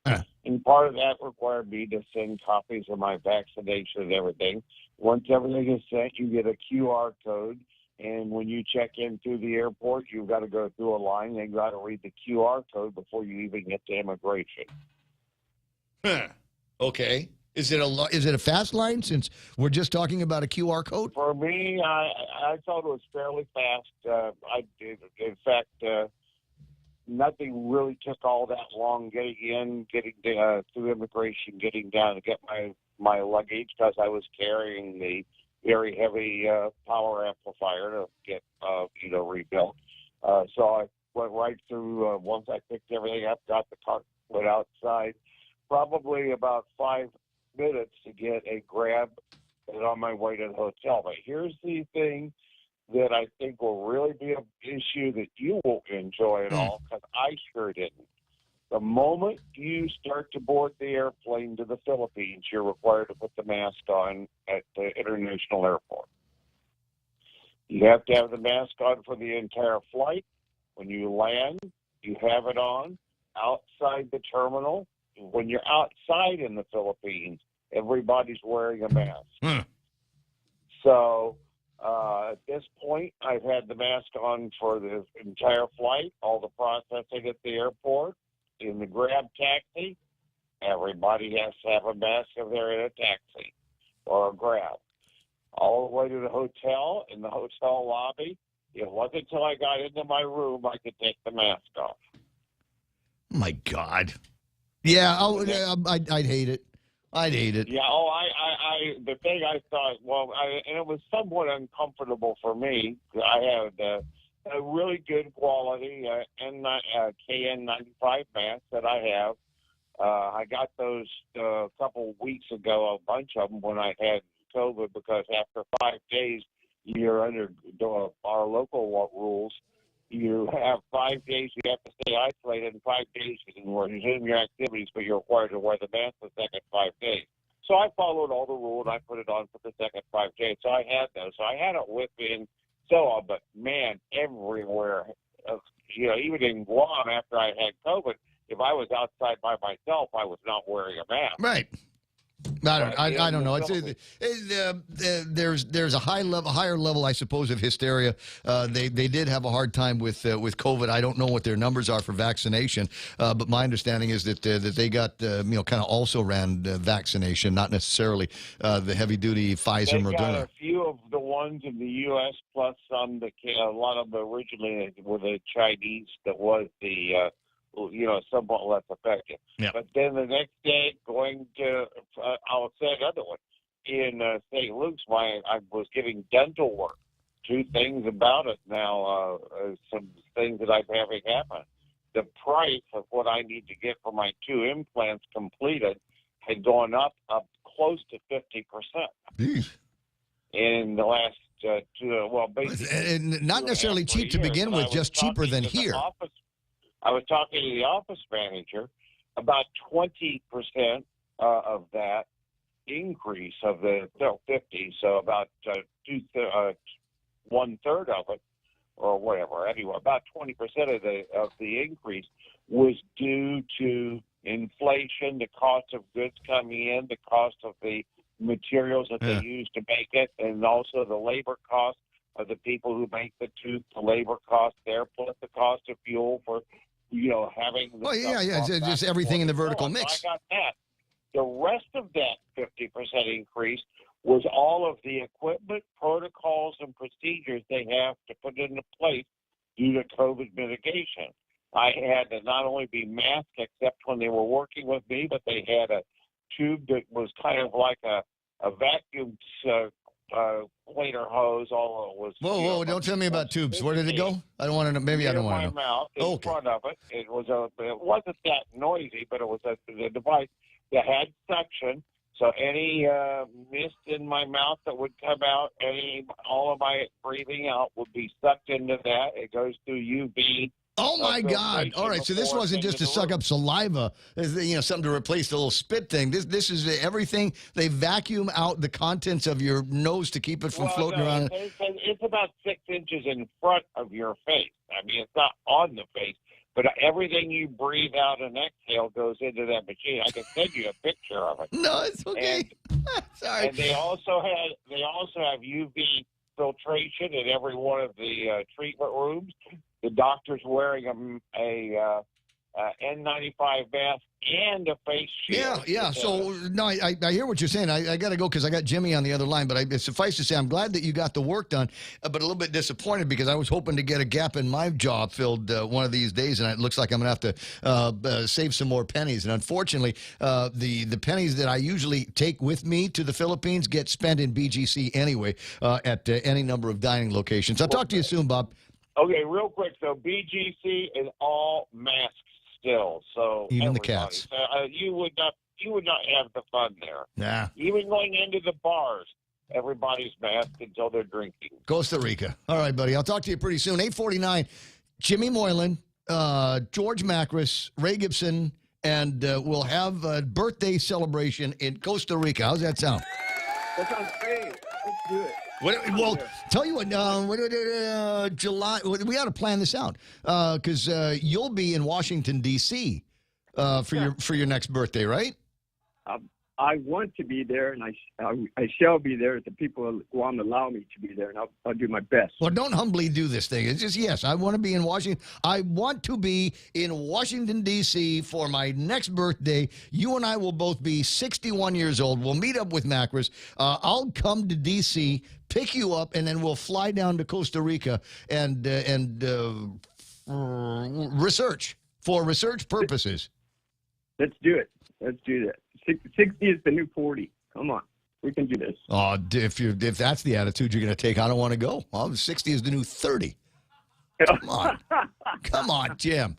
10 away from the top of the hour, but I do want to wish my boyhood friend, Bantam Bowling buddy, Jimmy Craig Moylan, happy birthday. I'm really, really proud of what you have stood up for in the last 2 terms over at the legislature. If you had only had a majority to work with, I think that would have been great.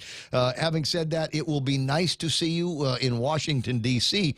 With other, hopefully, a whole wave of other Republicans that we hope will be voted into the next session of Congress. We sure hope so. We have a slate of folks that are ready to get to work. We're looking at the red wave from Congress to Adelaide to legislature. The voice of the people can work out well with that combination and all the way in the federal government so we can be heard even more. But today, for my birthday wish, I was always hoping that something continues on. And what I really appreciate is that recently I've been writing to the governor about the RISE Act, Remember the RISE Act? Oh, yeah. Right. So, and then the governor let it lapse into law. Then implemented her own. All Rise. Yeah, I remember the All Rise Act. Sure. But the situation. Go to my mayor's office and stand in line. Oh, wait, you don't have to do that. That's right. And then we ended up in the 36th Guam legislature amending that RISE Act, which she never implemented really. And then we made changes. We removed the qualifications. We increased the threshold limit from 800 to 1,000. But still, to this day, the governor hasn't paid out the RISE Act, and that's a public law. And it's wrong. I mean, your governor can introduce her own versions of it. That's fine. But if you did a veto, what we overrode, if she didn't implement what we overrode 13-1 unanimously by increasing it and paying it out, then she's not following the law, and that's wrong. Well, now Crystal Paco, and frankly, I thought this was going to be directed at Mike Senecalas, but Crystal Paco, on behalf of the administration, said recently Senator Moylan took to Facebook to mislead the community once again. The legislature is about to vote on a bill this week to provide all residents and businesses, regardless of income level, a power bill credit. Interestingly, Senator Moylan is a co-sponsor of the bill, yet was absent from its public hearing on Friday. It's because Ian and I and Bobby Stringy were out drinking. Yeah. If he had to, God, that would have been. New bar alert. Next to Stacks. It used to be Shooters. Now it's Good Company. Yeah. If they want to keep tabs on me, put it on the, notify. Use the radar. It doesn't matter. Well, I've always got the location tracker on you. I put one of those tabs on you when you weren't looking. Anyway, if he had attended, he would have understood why ARP money. What is it with Democrat women always chasing after you? Where the hell is Jimmy Moylan? So didn't Regine Bisco-Lee do that once? Where were you during the Super Bowl? Right, I missed you, Jim. Okay. Yes, and again, the answer is most of the time drinking with Bobby Stringy and Ray Gibson. If he had attended, he would have understood why ARP money cannot be used. Senator Moylan needs to read the final rule on eligible uses. That's 31 CFR Section 35-6, which has been available for over a year and a half, and he needs to attend hearings before making more false statements and causing confusion in the community, unless that's his intention. So the question, Jim, is where's the misunderstanding? Is it possible that it might also be something that we're questioning in the CNMI, where it looks like the governor there is using ARP money for similar purposes? He absolutely is. So how come the governor there can use ARP money to pay up to $1,000 for residential relief in the power bill, and we have to go to whatever the shaky platform that is the additional revenue that the government has gotten? Correct. And why isn't it? They can't answer that. They're too worried about where I'm at today. They have $300 million still sitting in the bank of ARP funds. Yet CNMI is doing the right thing by putting the money in the hands of the people. And we're having this, they still consider it a pandemic, health pandemic, but now what we're really having is a financial pandemic. We need this money to get circulated years ago, right? And we still have no good reasons to say why we're holding so much money in the bank. This is my island, Jimmy. This is my island. Yeah. Well, and I live here, and I represent a lot of people on the island of Guam as their senator in the 36th. And this is my final year as a senator, and I want to make sure I push this as hard as possible. So pay out the RISE Act, Governor. Do what you're supposed to do. That's implement the laws created by the legislature. And you have not done that. See, and the RISE Act would impact me. Normally, I don't means test. I'm otherwise ineligible for many of these programs that are coming out of these ARP funds, so I don't get access to as much relief as I would see. Even as a businessman, under the LEAP program, I did not meet the criteria for that, even though my business suffered just alongside everybody else's. And that's why we're saying remove all those qualifications, pay out the people, $300 million in the bank. Come on, it's a financial epidemic right now. We need this money to circulate. We're talking about the high rise in electric charge, right? Fuel charge, power charge. We see it going up in the groceries. Bob was just talking about the price of the dental. Going to the dentist. Everything's going up. So why are we not paying this out? It's law. It's public law. Get it done. Well, I mean, isn't there other public law? Didn't Therese Terlai have a public law as a speaker? I can't remember which legislature it was that authorized $10 million to go and take care of labor and delivery at GMH. Right. Where'd that money? But that was public law, right? That was as well. We're pushing for that one too. The same thing, we reintroduced that as well. Well, their answer is, well, we didn't give it to her all at once.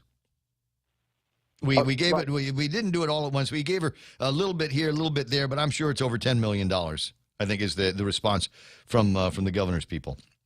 Right, and we introduced the public-private partnership for this purpose of updating the labor and delivery board as well, just last week too. Have I already had you on the air for about 5 minutes talking about what a lousy location Route 15 is for a new hospital?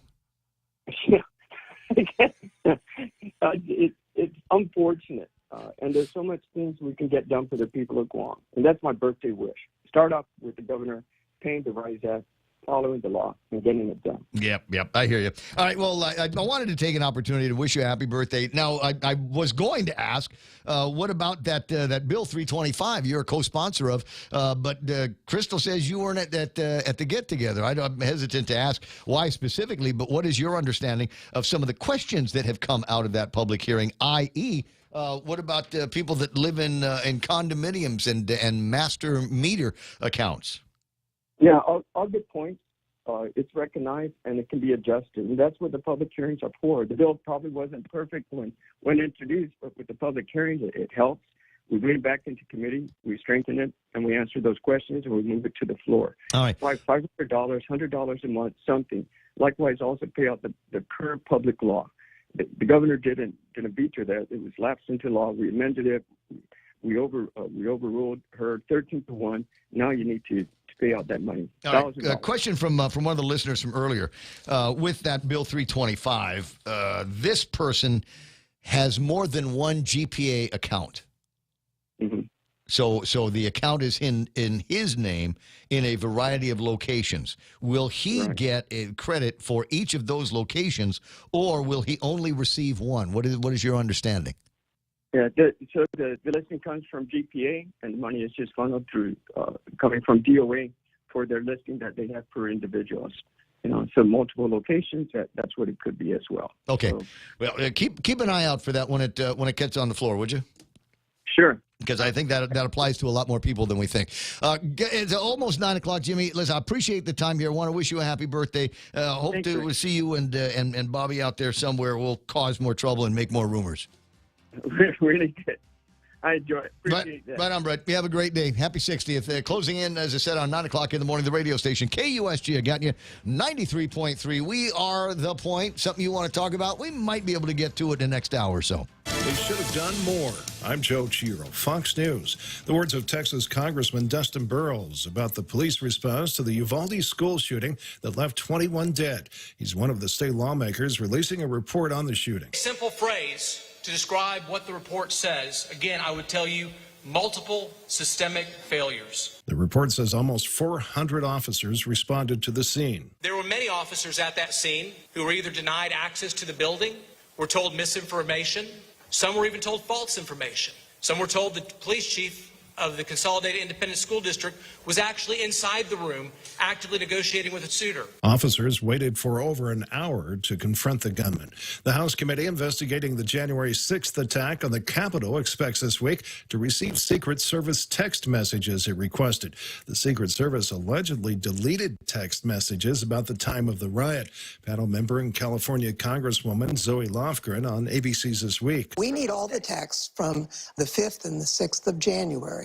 I was shocked to hear that they didn't back up their data before they reset their iPhones. That's crazy. I don't know why that would be. But we need to get this information to get the full picture. There's been conflicting information whether the texts were permanently lost. Cases continue to rise of the BA.5 subvariant of COVID-19, and it's considered responsible for more than half of the new cases. White House COVID-19 response coordinator Dr. Ashish Jha on vaccine effectiveness. Protection protection against serious illness is still preserved, and that's the good news. But we're still seeing some protection against infection, but not as much. This is that immune-evasive nature of this virus. So if you got your booster, let's say last November or December, you don't have as much protection against this virus as you'd like. The doctor on ABC's This Week. America is listening. Fox News. Take your business to new heights with the United Business Credit Card. Earn 30,000 bonus miles after spending $3,000 within the first 3 months after account opening. Plus, earn 3 times the miles per $1 spent on United tickets through United until April 30th, 2023, and 2 times the miles thereafter. Visit any First Hawaiian Bank branch or go to FHB.com United Business for more information and to apply for your United Business Credit Card today. First Hawaiian Bank. It all starts with yes. Is your business ready for digital transformation? The latest Wi-Fi technology is here, and it's Docomo Pacific's WorkPass, powered by Plume. WorkPass unlocks connectivity, productivity, and security tools all in the palm of your hand. Access features like adaptive Wi-Fi, guest and employee networks, evolving AI security, plus so much more. To learn more about WorkPass, visit business.docomopacific.com. Docomo Pacific Business. Work better together. Now. Russian missiles have hit industrial facilities at a strategic city in southern Ukraine as Moscow continues efforts to expand its gains in the country's east. No word on casualties. The president says he won't let go of environmental regulations even if he can't get support for the scaled-down version of his Build Back Better plan in the Senate. President Biden is pledging strong executive action after Senator Joe Manchin sank his climate agenda and his hopes for a scaled-down Build Back Better plan. The West Virginia Democrat says inflation is too high to pass any new spending. Fox's Ashley Strohmeyer. President Biden made a statement while in Saudi Arabia, pledging to take executive action if the Senate won't act to address climate change and boost clean energy. Advocates called today, July 17th, World Day for International Justice. The day observes the formation 20 years ago of the International Criminal Court, an organization never embraced by the U.S. Fox's Jessica Rosenthal has more. On this International Justice Day, human rights advocates are calling on governments to do more. Human Rights Watch said countries should take steps to show that justice for serious crimes matter, regardless of where abuses are committed and by whom. This day also recognizes the day the International Criminal Court at The Hague became operational. When it was created, several countries did not sign on, so they are not under the ICC's jurisdiction. That includes Ukraine and Russia. Now the U.S., which also did not sign on to the ICC, along with more than 40 other countries, has agreed to help investigate war crimes committed by Russia, as Ukraine's president has called for a special war crimes tribunal. Jessica Rosenthal, Fox News. France held ceremonies today commemorating the 80th anniversary of a mass roundup of Jews in Paris under the Nazi occupation. French police rounded up 13,000 people and sent them to Nazi death camps. I'm Joe Chiro, Fox News.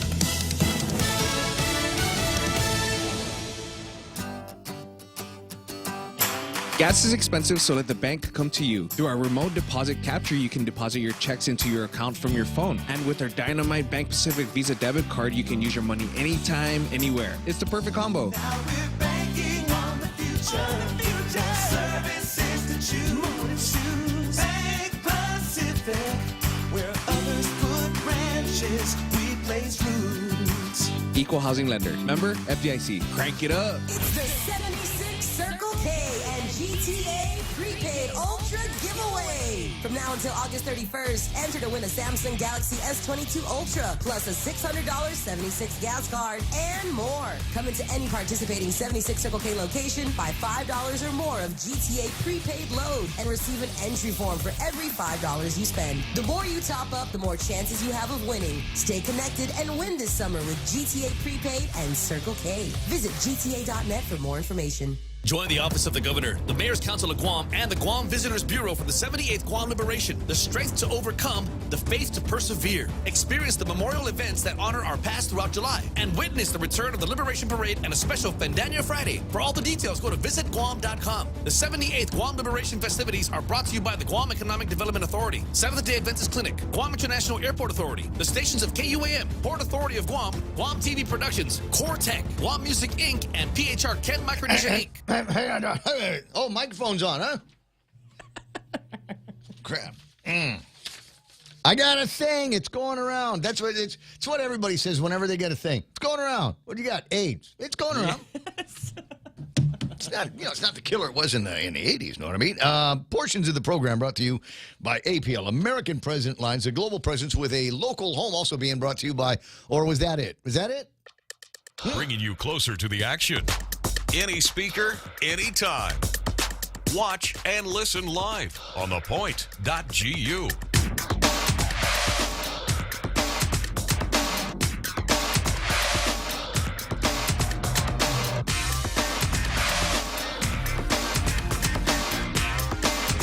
Get around to it, or I won't. I don't know. Ray Gibson Show. You know how it is. I come in loaded for bear, guys. I come in loaded because I never know when I'm going to run out of local stuff to talk about, or whether you're going to go. Okay, let's talk about something else. Let's go find another thing out there to talk about. Last hour, one of the interesting things to me was a number of people that are just the idea of not going out to eat. Is a massive deal, and there's surveys being conducted all over the place that are asking folks about to what degree their habits would change. And as I said, there's people go, look, eating out is important to me, so I'll forego buying new clothes. I will forego streaming services on television, travel, gym memberships, etc. I just I won't even cut my hair. I'll cut my hair less often. Because I need You're cutting the fat, right? To go. Yeah, I need to go out and eat. Now I'm about to say I'm not a big restaurant guy, but honest to God truth, the majority of the meals that I eat are out. It's a pickup over at Jamaican Grill, at least once a week. At least once a week, I go to Jamaican Grill. Man. Oh, yeah. Well, so I devour the ribs, eat the one scoop of the red rice. The other one goes out to the chickens in the back of the house. Do you do the fruit salad or the house salad? Fruit salad goes in the refrigerator, and that's my lunch the next day. There you go. Right? Yeah, you know what I do with it though. We're just totally boys now, right? What I do with it, you ever hear this tahini powder? Oh, yeah. So it's like a Mexican thing, right? Yeah. Chili Put it on mango and lemon. Oh, my God. It's so good. Just cover all of the exposed surfaces of the fruit with this stuff and eat it while you're watching television. Have that, wash it down with a cold beer, and G2G, baby, G2G. So that's one of the things I kind of look forward to. And God bless them, because so far they've kind of held the line on the prices over there. At least once a week. Tinat Lakutney over at Moses. I did not yesterday because I fixed myself some homemade egg McMuffins at Egg Muffins. You did not Sando Sunday. I did not Sando Sunday yesterday. Shame on I you. know it looked good. It looked like frankly a pizza, a chicken pizza, chicken parm. Yeah. So I missed it yesterday, but I eat there at least once a week as well. They got the specials on Thursday. Is it Thursday? Wednesday is chicken wings, and then Thursday is leg day. I love the way they do that. Leg day. You never skip leg day. Never skip leg day, bro. Over at Carabao, and there's any number of other places where it's like Jimmy's Izakaya. If I'm in Tumon, I like to swing by Jimmy's Easy Kaya, and so many other places. Chili's is a natural. That's one of the go-to places. Now that they're doing breakfast over at CPK, lots of places to go. And I don't feel like eating. I'll give you another reason why I don't want to cook in the house, because it makes the house hot. It makes the house hot in there. So I'm not going to use the oven. I think maybe I'm just going to go out and get something to eat and a couple of beers on my way in. There are other concerns about all of this, and the reason why people feel the need to eat out, whether it's them and their partner, or maybe it's a group of people. There's nothing like taking over a bunch of booths, say at King's, with your besties, with either your favorite members of your family, classmates, running group.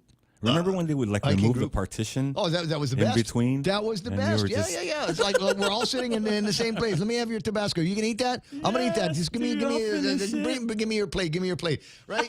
You know exactly what I'm talking about. There's that feeling of getting together with friends and family.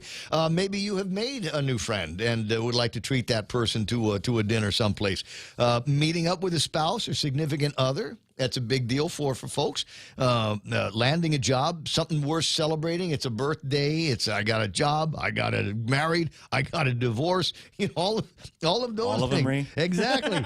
Same night, like J-Lo. I'm sorry, J-Lo and Ben Affleck. Okay, they got married. For those of you that haven't gone to your Twitter for this morning's gossip yet, J-Lo and the Benifer, we used to call them. Okay, I was trying to figure. Yeah, Benifer are a thing once again. So what's the over-under? Are they still going to be married on New Year's? Or we're taking bets now, Ray. Well, no. How long will this last? Already started, bro. Already started. Somebody find a good bookie. What are the Vegas odds? Did you get a new job? Did you sign a business deal? Do you go to the restaurants and take care of business deals? So there's a lot of reasons why people are of the notion that, yeah, it doesn't matter how much more expensive it gets in the restaurants. I'm still going to eat out a significant amount of the time. 40% of the monthly food budget of consumers is going into restaurants. Now, you might be wondering, and this is a big survey. They did this with thousands of people, a broad stroke of America. So I don't want to be too broad in the conversation. But what they have found in it is they're not doing as much takeaway or delivery as they were before. That was something that COVID gave us, and there were still people that did it before. But if you're in the delivery business and all of that, might be cause to look at different ways to be able to do your business. As an example, I'm at the restaurant drinking with my buddies, and Shelly says, Tinatla, that sounds good. All right, so I should be able to order and have the waiter call the guy from Uno or Grab or whatever and have them take it to the house. Yeah, I'm not going that direction, but I can send it to you that way. That's so, cool. kind of a second, third party deal. Anyway, 9:13 in the morning, 888-8255, 888-TALK, as we make our way. What day is today? Today's Monday. Today's Monday all day, Ray. All right, short programming note, short week. Remind me to do this again tomorrow. Short week. We're not working Thursday. It's Liberation, and it's a company holiday. We did have plans to go out there and get a tent and a trolley, and all of that fell apart because everybody else in the world wanted a tent and a trolley, and frankly, I suppose I should have started asking in January. Didn't, but that's the way the cookie crumbles. I might still be out there. I was challenged by a friend, and I said, have you been running a whole lot? I said, no, I'm kind of hurt, so I've been skip roping. Oh, yeah. So, but it's a Liberation Mile is coming up. And I'm not gonna. No, I'll do it. I'm gonna do it. I'm gonna do it unless I get really drunk Wednesday. Just telling you right now. Well, I might still do it. Who's taking odds on whether Ray will show up in the morning for that run? Like running clothes or street clothes? Like Carabao shirt, whatever. Anyway, so there we will be out there. We might not all be in the same place, but there will be all your favorite voices from Choice Broadcasting will be out there somewhere. We did get that invitation from the guy online to check out the Marines, right? Oh, yeah. Salute. I'll see you there. Thank you for your service. Absolutely. So that's the way I kind of like to do is I'll run down to where they start the Liberation Mile. Then you're already down in front of the grandstand. And just kind of amble my way back up the street and, do a couple of loops. Hopefully it's not going to be raining. Please, God, don't let it rain really, really hard on Liberation Day. 9:15 in the morning. My very close, very dear personal friend, classmate, whatever. I'm R-A-Y. This is R-E-Y. Good morning, Ray. Hey, thank you very much for the introduction. No problem. Welcome to the show. I'm laughing here looking at the great view in Nimitz Hill. I just wanted to let my voice be heard that the slogan, all in, we are not all in. And I want to get to How dare you? We are not. We're not all in big time. So, hey, Governor Felix and Senator Tony visited an office Friday, 60 employees, wholesaler. They're going down to the nitty gritty and just talking to people and, hey, what's irritating you? And the biggest question was, we were termed mission essential. We continue to work. We continue the logistics and supplying the stores with food. We were told that, hey, you guys are important. We applied. Where's the money? How come we're hearing government employees are getting $5,000? What about us? We help keep Guam going. Mission essential. Where's the money?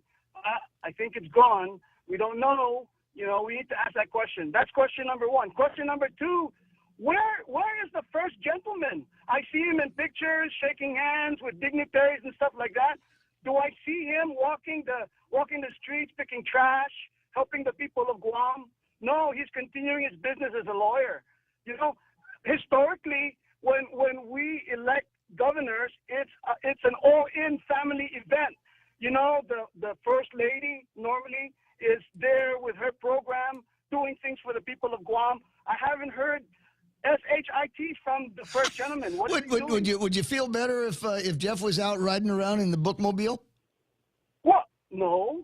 Shit, no. No, I would feel better. Easy. You're getting all excited now, Ray. Take it easy. Take it easy. You're getting all excited about this. I just don't I'm gonna let you go here because first he spell it out and then we say it. I get what you're saying. No, I'll put it this way. I heard what you were saying. I don't agree.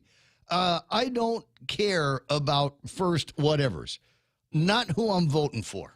That's not, and I don't know to what degree he is going to be applying any focus on the administration. I don't know. This is not like, you know, being a Catholic on Guam, where we pray to the Virgin Mother to intercede on our behalf with Jesus and God and the Holy Ghost. She's Father, Son, and Holy Ghost. We don't do that with our elected officials. I don't need to go to Jeff and say, hey, Jeff, my business, like many other businesses, had hard times during COVID-19.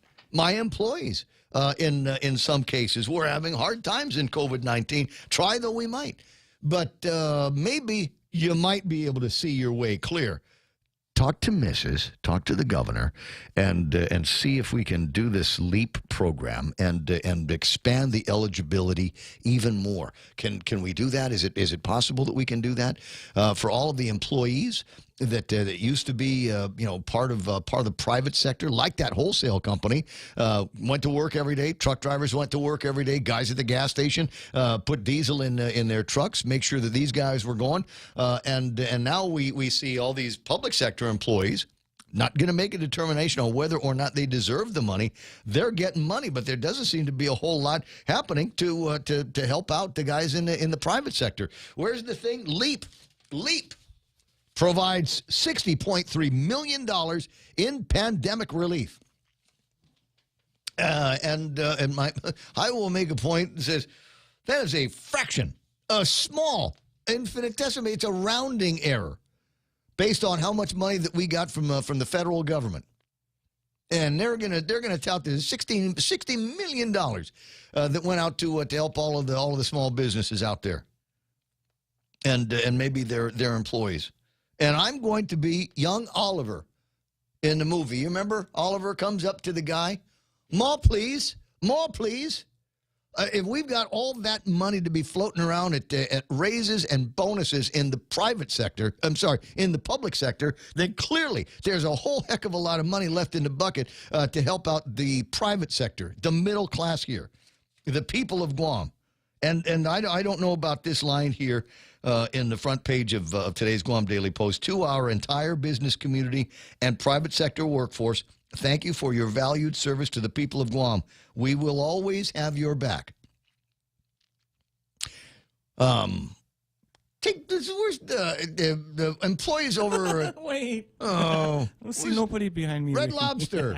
Red Lobster. Oh, that doesn't exist anymore. Are they? Yeah. What are the employees over there? I wonder how many of them have managed to relocate and get themselves in a new gig. What about the guy that was making the pizzas over at not Mickey Mouse, Chuck E. Cheese, over at that place? I was eating at VIP. The other day. Again, was eating at VIP the other day and passed by Churrasco.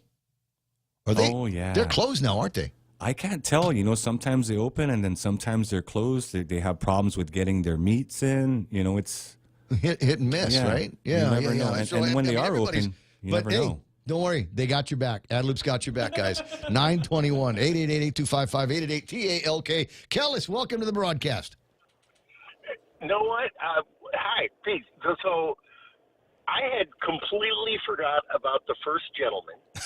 But then when they were talking about it, something came to mind because I know that the first lady always has a staff. You know that. So if he's working, does he have a staff?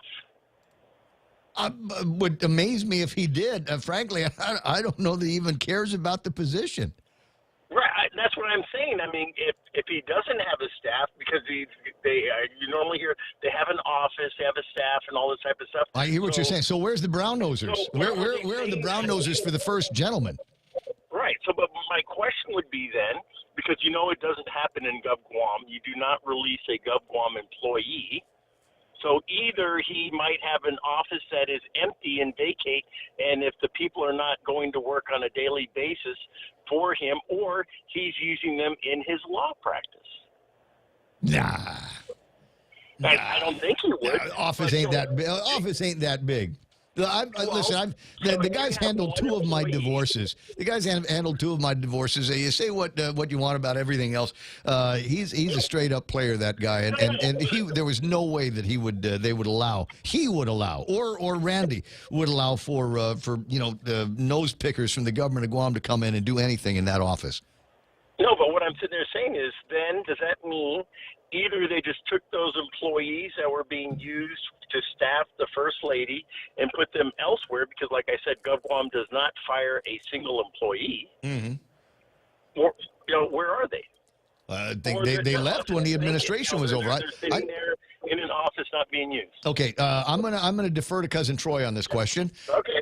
Because Cousin Troy, probably better than me, knows. I don't remember who all of Mrs. Calvo's handlers were, her people were in that office. But my guess is that people like that did leave the government when Eddie and her got voted out.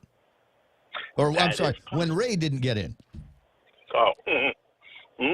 Well, like I said, I was just going to talk to Jose and ask him to give you an off-air question about that. But what the heck? No, I'm glad you did. Yeah. I'm glad you did. How's the electricity business on Guam? I'm trying to keep. I'm going to start something soon because since Ken passed, I stepped out. So I'm trying to start a new business. Oh, in electricity, generator install, etc. Yes, stuff like that. I'm looking at doing Kindo's Dinga or something like that. All right. You're still my Huckleberry, though, right? You're still my go-to when I okay. I don't know why they scare the hell out of a lot of people. I mean, none of us obviously were happy when Ken passed, but the idea that I can't call you when there's smoke coming out of a place where there's not supposed to be smoke in the generator. Know what I mean? Yes, I'm always available for that, and like I said, I'm in the process of getting Kindo's Dinga up and running. All right. Well, you and the family have always taken care of me, and so if there's anything that I can do personally for you or help you out with stuff here at the radio station, you just ask. Okay. All you right. have a good day. I will, buddy. 924-888-8255-888 TALK. Did you feel that? So on the screen while we're talking about the first gentleman, Jeff, he was tasked to do just one job at Mike's State of the Congress address at the legislature, and his sole job was, don't stand up. You'll want to stand up because you're a nice guy. Yeah. And you want to stand up because you're like me, going, okay, this damn thing's over. When can we leave? When can I stand up and leave so I can go hang out with Ray over at where would that have been? Old Agana Grill. Yes, oh my God. Yeah. Old Agana Well, Grill. you know Old what? hag. He's a huge fan for live music, so I'm trying to remember that night if there was any live music in the downtown Agana area. I don't know, because sometimes they got Pop Rocks and Soda over at Carabao. Yeah. Just saying. Anyway, so that was his job, and he did it very well. This picture, I've got this screen grab, and this was at the point in the program where virtually everyone was on their feet. And the people that you see that aren't on their feet right now are returning to their seat because the ovation was concluding. And all the way through the ovation, did Jeff stand up? No, he did not. Job well done. A+. You can go and hang out with Ray. Champion. At the beach. Ray and Bobby Stringy and Jimmy Moylan. What crazier things out there. 9:26, almost 9:27. And I'm so glad that my voice actually sounds better now than it did in the beginning of the show, right? All buttery. Thank you very much. It's Thank you. butter. Thank you so much. All right, so let me get some other things up on the screen that are, in the word I tend to like to use a whole lot, remarkable. It is remarkable. The guys over at the Guam Daily Post, even though Mike Senecalas is mad at them, continued with their life and their job as the media here on Guam. I do so desperately wish they would return to conducting editorials. They're not doing that. But Lee Weber, excellent editorial today. I will try to consume a little bit of that for you on the radio. But they asked an online poll question, which I think is as close as we're getting to being able to get a sense, or they're getting maybe to get a sense of what have people concerned. Last week's results, last week's survey, numbers fairly low on the response size, so it doesn't look like it was one of those things that Adelup was able to send their minions to do, nose pickers and poll clickers. What issues matter most to you this election? Look at the number one answer. 54.6% said cost of living. Cost of living. What is that? Half of the people surveyed, private sector guys. What? I didn't get a bonus, man. I didn't get a raise. I did not hit the Gov Guam jackpot. Right? This is me. I'm taking this few spare dollar bills that I have and taking that to the VFW post up in Jigo. Maybe gonna win that $5,500 now. Cost of living is up there, 54.6, and the adjustments now, if they have not been made, are being made. The air conditioner in the house blows at 78 degrees. I look out the window with hope in my eyes, desirous of rain. I'm a grill marks kind of guy. That's an anathema to me. But I look out the window and I'm at the house and go, please, God, make it rain. Cool the house down just a little bit, so that the air conditioner. Too, Ray. Yeah. The rain dance. I've been doing some tests at the house. How long can my hot water heater keep hot water hot? That's interesting. Right? If you pick a peck of pickle peckers, yeah. How many pickle peckers did he pick? Sorry, I said that wrong. But so what I've noticed is I can usually get, if I turn the thing on in 10 or 15 minutes on, say, Monday, the water is still warm enough for me to shower in on Wednesday. No. So hot water crazy, on Monday. Man. Still hot water on Tuesday. Wednesday, not as hot, but still acceptable. There's no shrinkage. So you're saying we just got into the habit of turning the thing on? No, because, well, we didn't really need to? I didn't every other day, yeah, maybe? every other day, maybe go ahead and run the thing for about 10 or 15 minutes and just kind of get used to. I've still got to take a shower every day. People that I work with, people that I hang out with, just kind of like when I smell like I got, soap on me at some point. So that's how I'm making changes to the cost of living. And did you hear the story? Number two is crime. Number two is 27% of the people think that crime is the number one issue to be concerned about in this election. Those of you that you've got your solar lights outside. Why did we buy solar lights? Did we buy solar lights because we wanted to see more of the yard in the dark? Do we want to save money on lights at the house? No. Everybody is buying solar lights to light up their house like a penitentiary so that you can see every nook and cranny in the yard and not paying any extra for it, because there's just so many sakis that are out there running around. They're also stealing those lights, Ray. They are, yes. Yes, because they don't want somebody stealing the crap that they're stealing. That's what's going on. Even the crooks are scared of getting their stuff stolen. Where's that generator? I just had a generator here. I just stole that generator. And now look, somebody stole it from me. Man, there's not even honor among thieves around here. Guaranteed that's happening. Crime. What was the story that Donna was reading about? Is the guys over at the Payless? They're going to start having body cams and tasers and all of this stuff because a number of just weirdos that nobody seems to be helping out around here. And nobody, and not that they want it. It seems to me they don't want the care. They just want to be, just nut jobs, drunks and tweakers. I've hit the high point of my life. Thank you very much. I don't need the governor's $5,000. I'm going to go and hang out and be enough of a nuisance at gas stations and intersections and Payless that people will give me money to go away. Oh, my God. At the gas stations, man. It's crazy. Oh, my cello. Oh, my cello. I went to the gas station to pick up some supplies the other day. Usual stuff here. Cigarettes, Slim Jims, beer, just everything I need for my own little penitentiary fantasies. And there was a guy that was, as I'm walking in, I'm getting out of the car, and I'm looking, there's a dude sleeping in front of the gas station. See this all the time anymore. Middle of the day. And the guy gets up and unfortunately walks in front of me to go and get himself iced coffee. Because that's what you do when you want to feel pretty. And do you remember the aroma when you're like riding your bike and a big trash truck passes by? Yes, I know that aroma. It was exactly. I love it. It was the same. There was a kind woof. of, yeah. So the guy, he gets right in front of me, and all I can think of is that scene from Top Gun. Oh my God, I'm in his jet wash. I can't control. I can't get control. That came from his mouth, Ray. Eject.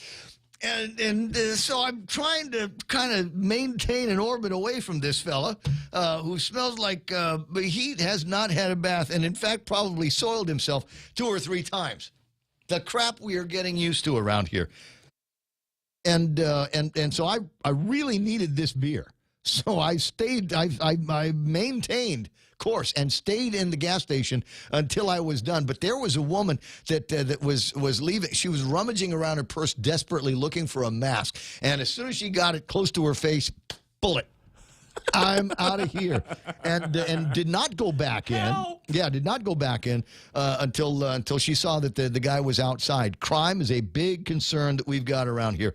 8.2% say transparency. That's all of the Republicans that shut up, okay, whatever. You know, you guys, rhinos out there talking about how great it is until you don't want to do it. Healthcare 5.2%. Healthcare 5.2. Guys, did we all do COVID together or what?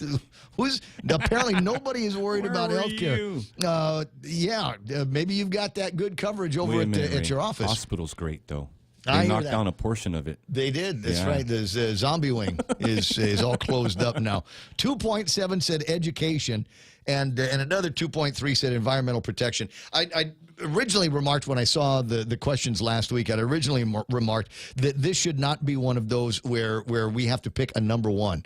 I think it would have been that much more accurate if people had been able to scale. So in my case, I would have put crime first. And cost of living second. Yes. And a lot of people, that's because, I did win the lottery actually a couple of years ago and still have several $1 million squirreled away in a bank account. No. I get it. Cost of living is important, but I'm also old enough to remark that times get bad, and they got to get really bad, and then they get good again. And, even the price of West Texas crude is now under $100. Maybe that'll stabilize a little bit and help out with gas prices and fuel and electrical costs down the road. So I'm familiar with an ebb and flow over time. Weak men create bad times, Ray. Right. But the crime thing, crime should have been number one. Crime is something that is affecting every single one of us on Guam. And I don't know that there is anybody, as Lee Weber points out in his editorial today, just doesn't look like there's anybody equal to the task of being able to solve any of those like heinous problems that we've got. Hold on, because I do want to read it.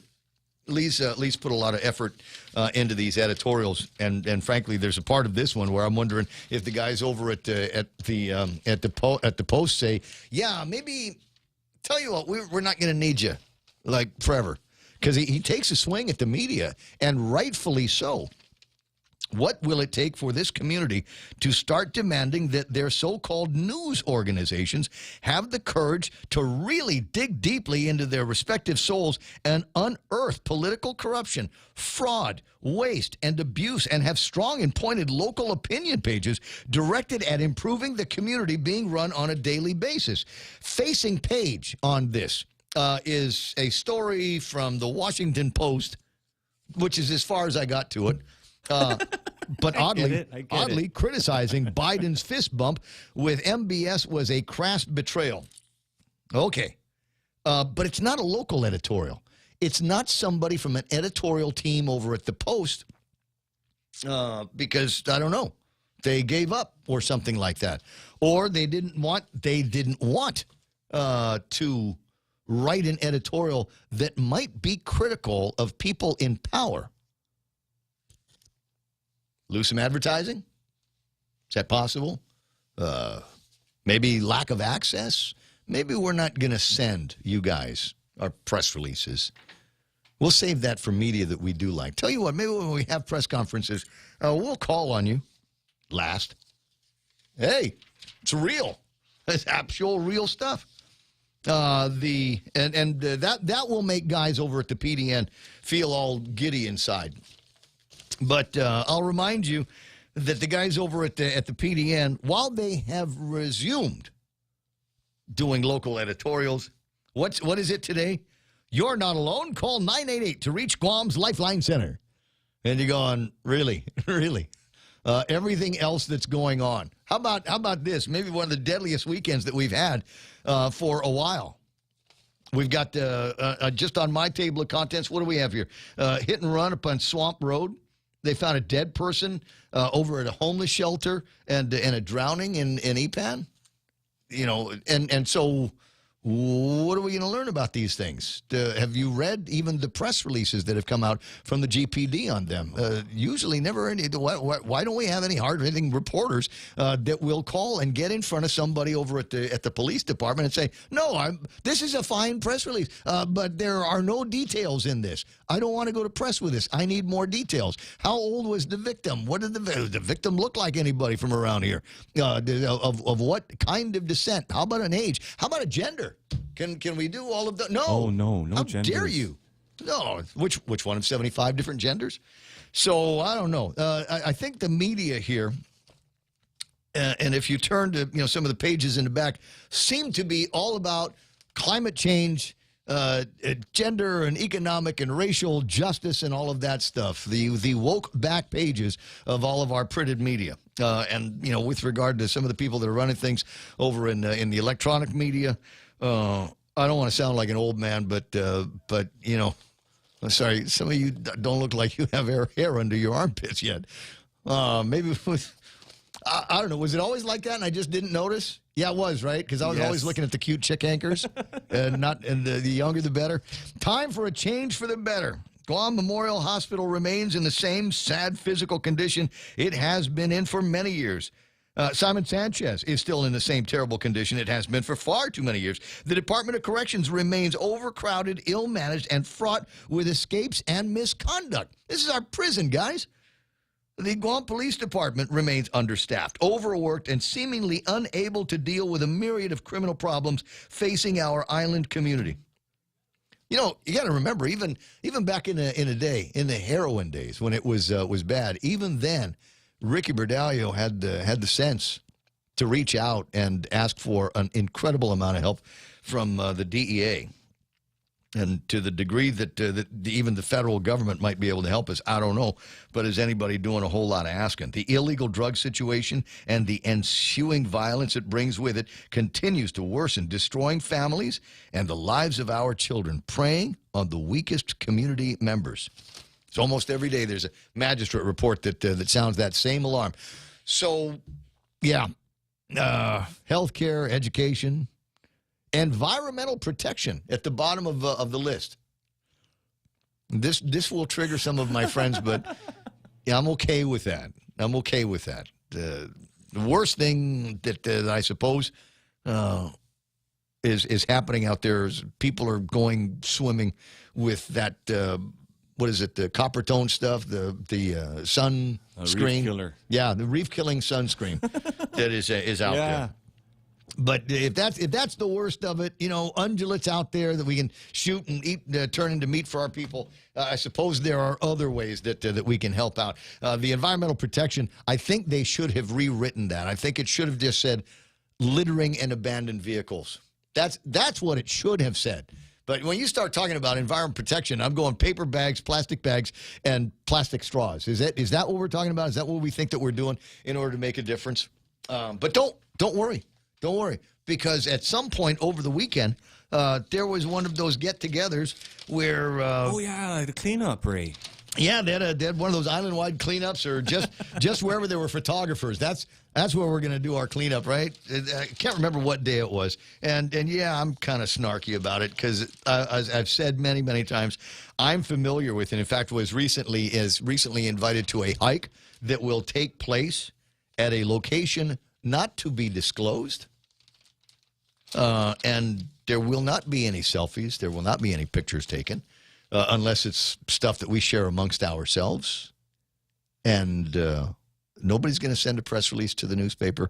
Nobody's going to send a presser with pictures out to the electronic media. It's just a bunch of people that really care about the environment, because that's our playground, and we want to keep it clean. 9:42 on the Ray Gibson Show. My God, you haven't told me to take a break yet. It's up to you, man. You just talk. Well, let me see if there's anything in here. It's a letter from Jimmy Moylan to the governor. This might be fun. I'll be right back. Half a day, this is Honey. Here at APL, our expertise and extensive network can help you grow your business and reach out to more global markets. As a responsible carrier, APL is also committed to a sustainable future, whether it's protecting the environment or investing our efforts in giving back to the community. Our dedicated teams in Guam, Saipan, and on U.S. mainland are here to support you. Call 588-4651 or visit apl.com. Get ready to save up and chow down with Pacific Points.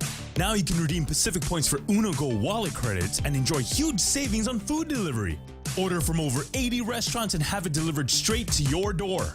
Continue earning points when you fuel up at Shell, shop at Foodies, purchase ITNE prepaid load, and pay your monthly ITNE bill. Then get ready to claim your rewards. Learn more at PacificPoints.com. Pacific Points. Do more, get more. Half a day. Patsy Gogri from Security Title here with information about what a title company does. The title side of our business determines who owns a property and guarantees your ownership with a title insurance policy. The escrow side acts as an independent third party, managing the transfer of money and documents between the buyer, seller, lenders, and others. Security Title has a management of real estate closings down to a science. Give us a call. We are here to help.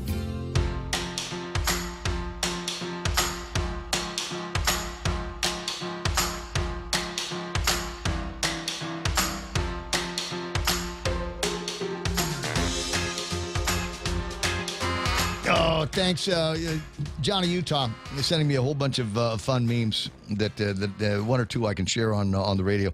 I won't read them out loud because there might be a couple in here that have words that I cannot say on the radio. But the FCC doesn't really care what I put up on the screen. I just try to keep it clean because sometimes Sarita's watching with That's why Chancing. you should watch Facebook and YouTube because you can catch these. Yes, exactly, exactly. And this one here, it doesn't need any words. It's Vladimir Putin putting a thing of gas in Biden's open mouth.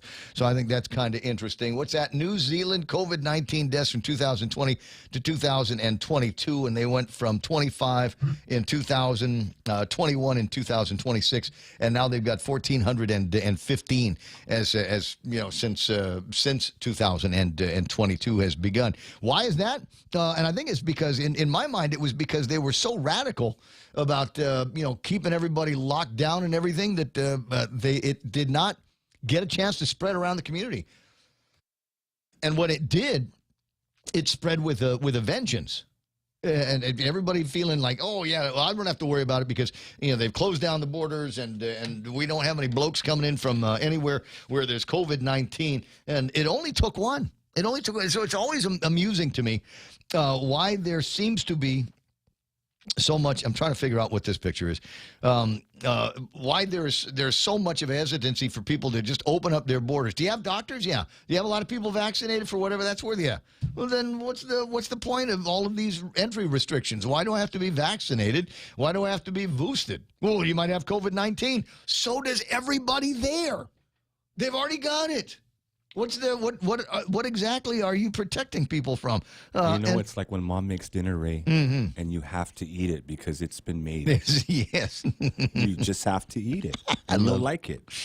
Here's another nice one up here. There's a lady holding a pacifier. Calm down, little Trump hater. I found your binky. Amen to that. Amen to that. Thanks, Johnny. I appreciate you thinking about me on what should be your Sunday night. What's going on there? Why are you taking all the time to spend listening to what we've got yakking about on the radio on Guam, of all places? 9:46. All right. Items in the table of contents. Let me just make sure I got to everything. I pay myself for this. I come in at 5 o'clock in the morning, get everything set up for the broadcast that Joey doesn't do, and then I go and I put together the awesome table of contents that guides me and our conversations through 4 incredible hours of talk radio. How do I know it's incredible? Because you keep coming back day after day after day. And a lot of it, frankly, is you. It's comments that you guys are making, things that you send me, either in direct messages and that kind of thing that make it so that I'm never very far away from an interesting concept or an interesting person. Gina Marie, Tenorio Call, online, John Santos. John, I love your icon, your Facebook. It's a picture of a Corona beer and a hula lady next to it. Very nice. Marvin Francisco, Jess Perez, Ed Chaco. Hey, Gina Kono. It's Bincy Fofana is watching the program. I got Jose Tetpago. I'm thinking qualifying criteria would go by GPA account numbers, but with this circus administration, it's a roll of the dice. Yeah, we're talking about how will they determine who is going to be the beneficiary, in whose name that GPA credit's going to be. At my house, it's easy. The pill is in my name. So they will issue me a $500 credit and $100 a month, and I'm not going to have to pay for too much, a lot of the overhead on the electricity. Yay, yay. But what if I was living with somebody that was also a taxpayer? They're going, well, where's the gift for me? Well, you're getting $500. I'd say, no. We both share this. And they're going, yeah, but it's the A ratepayers getting $500. And if there's 2 of us in the house that are also taxpayers, that means you're getting $250 and I'm getting $250. I feel like we're getting ripped off on this. I'll put it that way, guys. I feel like we're getting ripped off on this. It should be. And they're making the big deal about, well, we're not doing any eligibility requirements. This is going out to everybody because we're using government money, actual government money, not ARP money. And in my mind, that's wrong. That's wrong. Everybody is suffering right now. Everybody is paying increases on everything. And it should go to everybody, not just people who have the benefit of having their name on the power bill. There's something wrong with that. And they're going to make a big deal about, oh yeah, we did this for you, and no, you only did it for the handful of names that are on the bills. Not doing it for everybody. Not everybody is going to be a beneficiary of this tax. I think and Harvey Agana wrote it, and I'm going to say it again. There needs to be a taxpayer bill of rights, and when the government of Guam overcollects as much as they did, there's a percentage of that they ought to rebate. Simple formula. Did you pay taxes last year? Did you pay withholding taxes? Did you file a return? Okay. Well, we're going to send a check to the name on the return at that last good address, and good luck to you. And we're not going to garnish it either, because they're going to say, hey, but I owe money at the library. Man, I owe money at UOG. I owe money at GMH, and they'll take their taste first. No. No, it didn't work that way. These are overpayments, guys. Anybody want to back me up on that? You know the number. Harvey Agana, here's a good point. Socialism is great until they run out of other people's money. Getting close, bud. Getting close. Laundry soap is cheaper at Home Depot, says Tina Memorial Call. I got Simon Sanchez, Joanne Billabay online, Bertha Maza Cruz. And let me see who else is playing around. Hey, it's my buddy Jim Bonato. Jim, I didn't see you over at Carabao yesterday. Was it yesterday? What was the day? Not yesterday, day before. And I got a thing in my Instagram that said we're celebrating 3 years on Guam. I think that's awesome. And by way of celebrating, they made it so I could buy a growler, which is the big bottle, filled with my favorite beer for only $20. What? Cousin Troy, my favorite chillin'. Love that guy. Gina says, thank you, Ray. You're welcome, baby. Bernard Cruz online. Harvey Agna, I don't think tax status has anything to do with who pays the GPA bill. Some people who pay GPA don't pay taxes. And there's another interesting point. Not complicated. It goes to the person the bill is in. And if you have the roomie, then you're splitting the bill. Well, then it's not equitable to everybody. I don't have a roomie, so I get all 500. You and Mrs. JB are splitting the bill over at your place. Do you understand now why I'm saying what I'm saying? I thought if we're going to do a program that goes to everybody, let's do a program that goes to everybody. Gina says, my mom has 2 homes with GPA billing. She needs to get the credit for both of those homes. I agree. Jim JB says, I was there for Sando Sunday. Of course, it was an Italian sandwich. I got you. 9:51 and change. Did you say Cousin Troy's on the line? Yes. Cousin Troy. Hoi. Alpha dude, what are you doing? Eating at my desk. You asked earlier about the First Lady's office before. Yeah. Well, because Ray's got his knickers all in a knot. He thinks that we ought to be getting more out of Jeff Cook. And I'm going, why?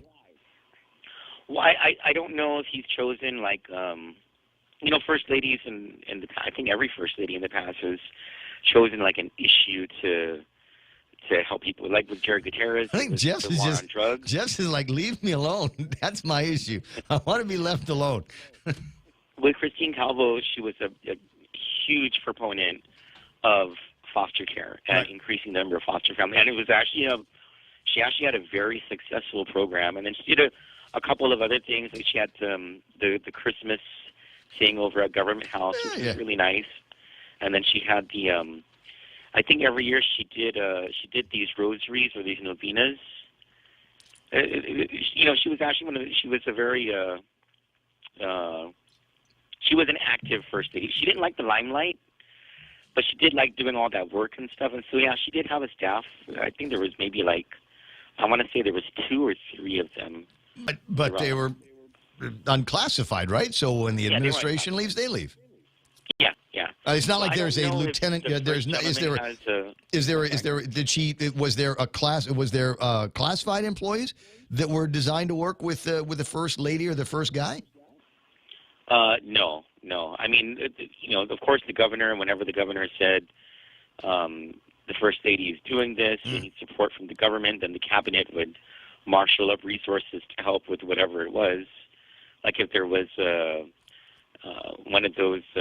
What do you call those things where PBS does you get to call in a telethon. Oh, right. Like there was a telethon to raise money for foster families. It would be an all hands on deck sort of thing to make sure that the First Lady's event for that was successful and enough money was raised for foster families. I don't know if the First Gentleman has a thing, where he raises money for homeless people or he helps to get grant funding for whatever. I haven't heard anything, but that's the question for, I guess, Crystal, Pacos, and Augustine. Yeah, well, I'm not going to waste a lot of time on it.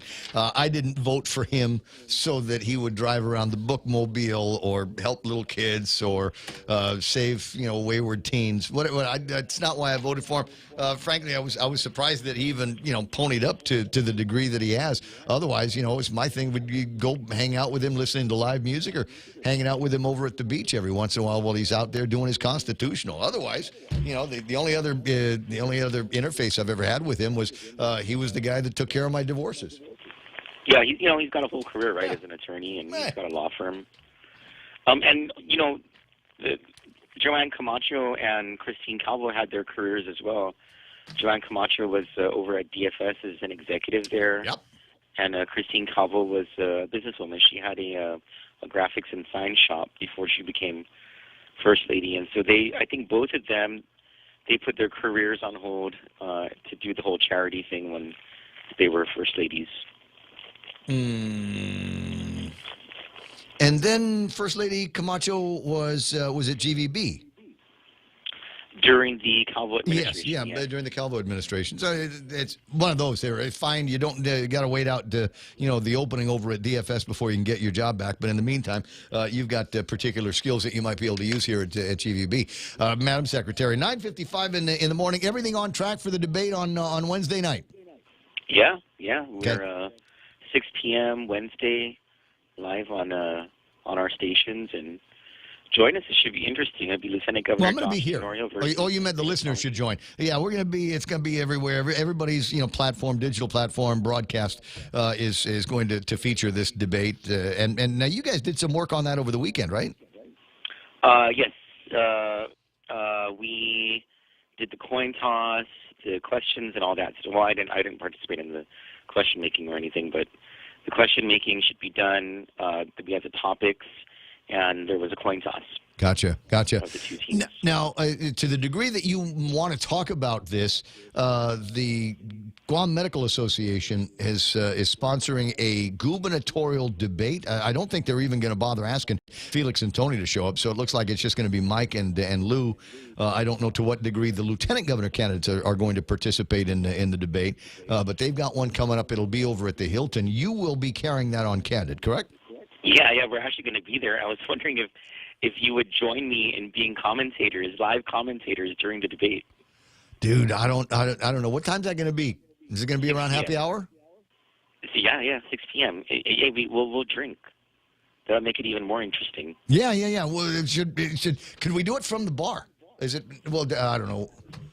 I don't know. I think Eric might get mad at us. It sounds like a whole lot of logistics. Yeah, it's too many other wires that we've got to run. It's one of those things. It's like, it sounds really, really interesting, but I don't know. It's going to be pillow talk and about a he said, she said, because we're getting to that point in the deal. But if you tell me that it's one of those things where I don't have to get dressed up too much, I'll wear long pants and a shirt and shoes. But any more than that, I don't think I want to go. I don't want to get all crazy dressed up, and I don't want to be able to be forced to hold back. Yeah. Let's do it. Okay. All right. Well, we'll get more on that in just a little bit. I just got to make sure that the date is clear. Yeah, it's July 28th, and it's at the Hilton at 6 p.m. And I don't think there are many other details that GMA has released. They're supposed to release more details this week, including who the moderator is. Okay. Well, we'll take care of all those details down the road. I'll talk to you pretty soon, guys. Hey, you guys have a good day. You know I will. 888-255-888-TALK. I don't have enough time to go through all of the rest of a story that I've kind of been holding on.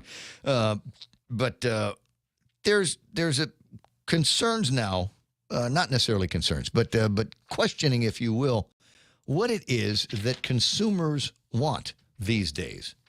Younger consumers in particular are more eager to promote brands that reflect their values than boycott those that don't. As an example, right? You get guys, ultra-conservative, don't like the wokeness that's going on over at Walt Disney. I'm not watching Disney. I'm not buying any Disney clothes. I don't want to listen to any Disney songs from Frozen or anything like that.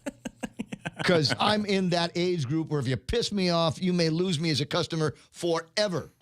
Younger people, not so much. They'll go, just won't pay a lot of attention to you. But if you find causes for which they are crazy about or that they believe are popular, then they will be more likely to support those businesses that see along the same mission and values and businesses that have a higher purpose.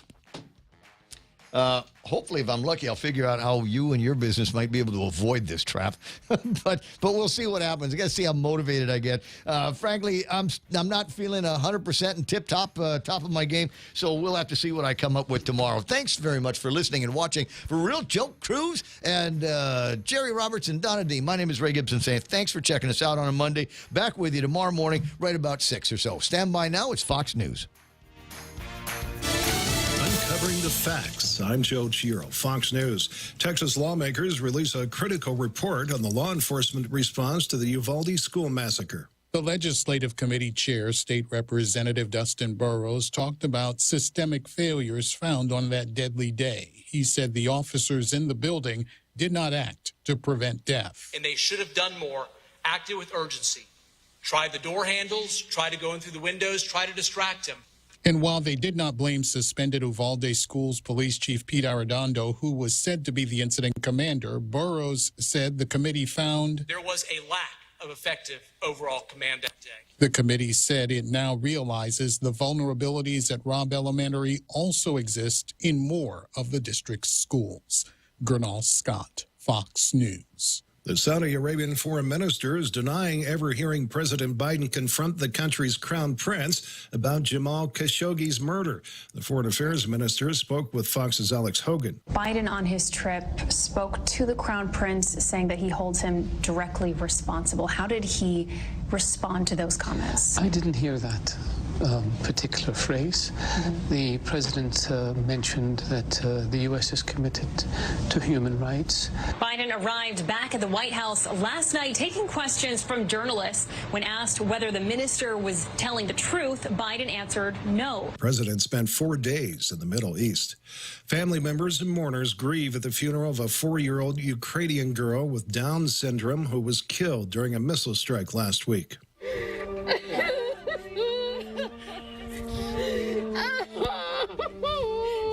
The girl's mother is hospitalized in intensive care. At least 22 other civilians died.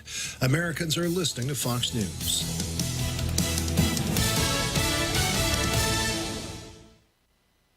Get all of your favorite Fox News podcasts ad-free on Apple Podcasts with Fox News Podcasts Plus. From Trey Gowdy, the Fox News Rundown, Will Kane, Brian Kilmeade, and so much more. Go to foxnewspodcasts.com for all the details.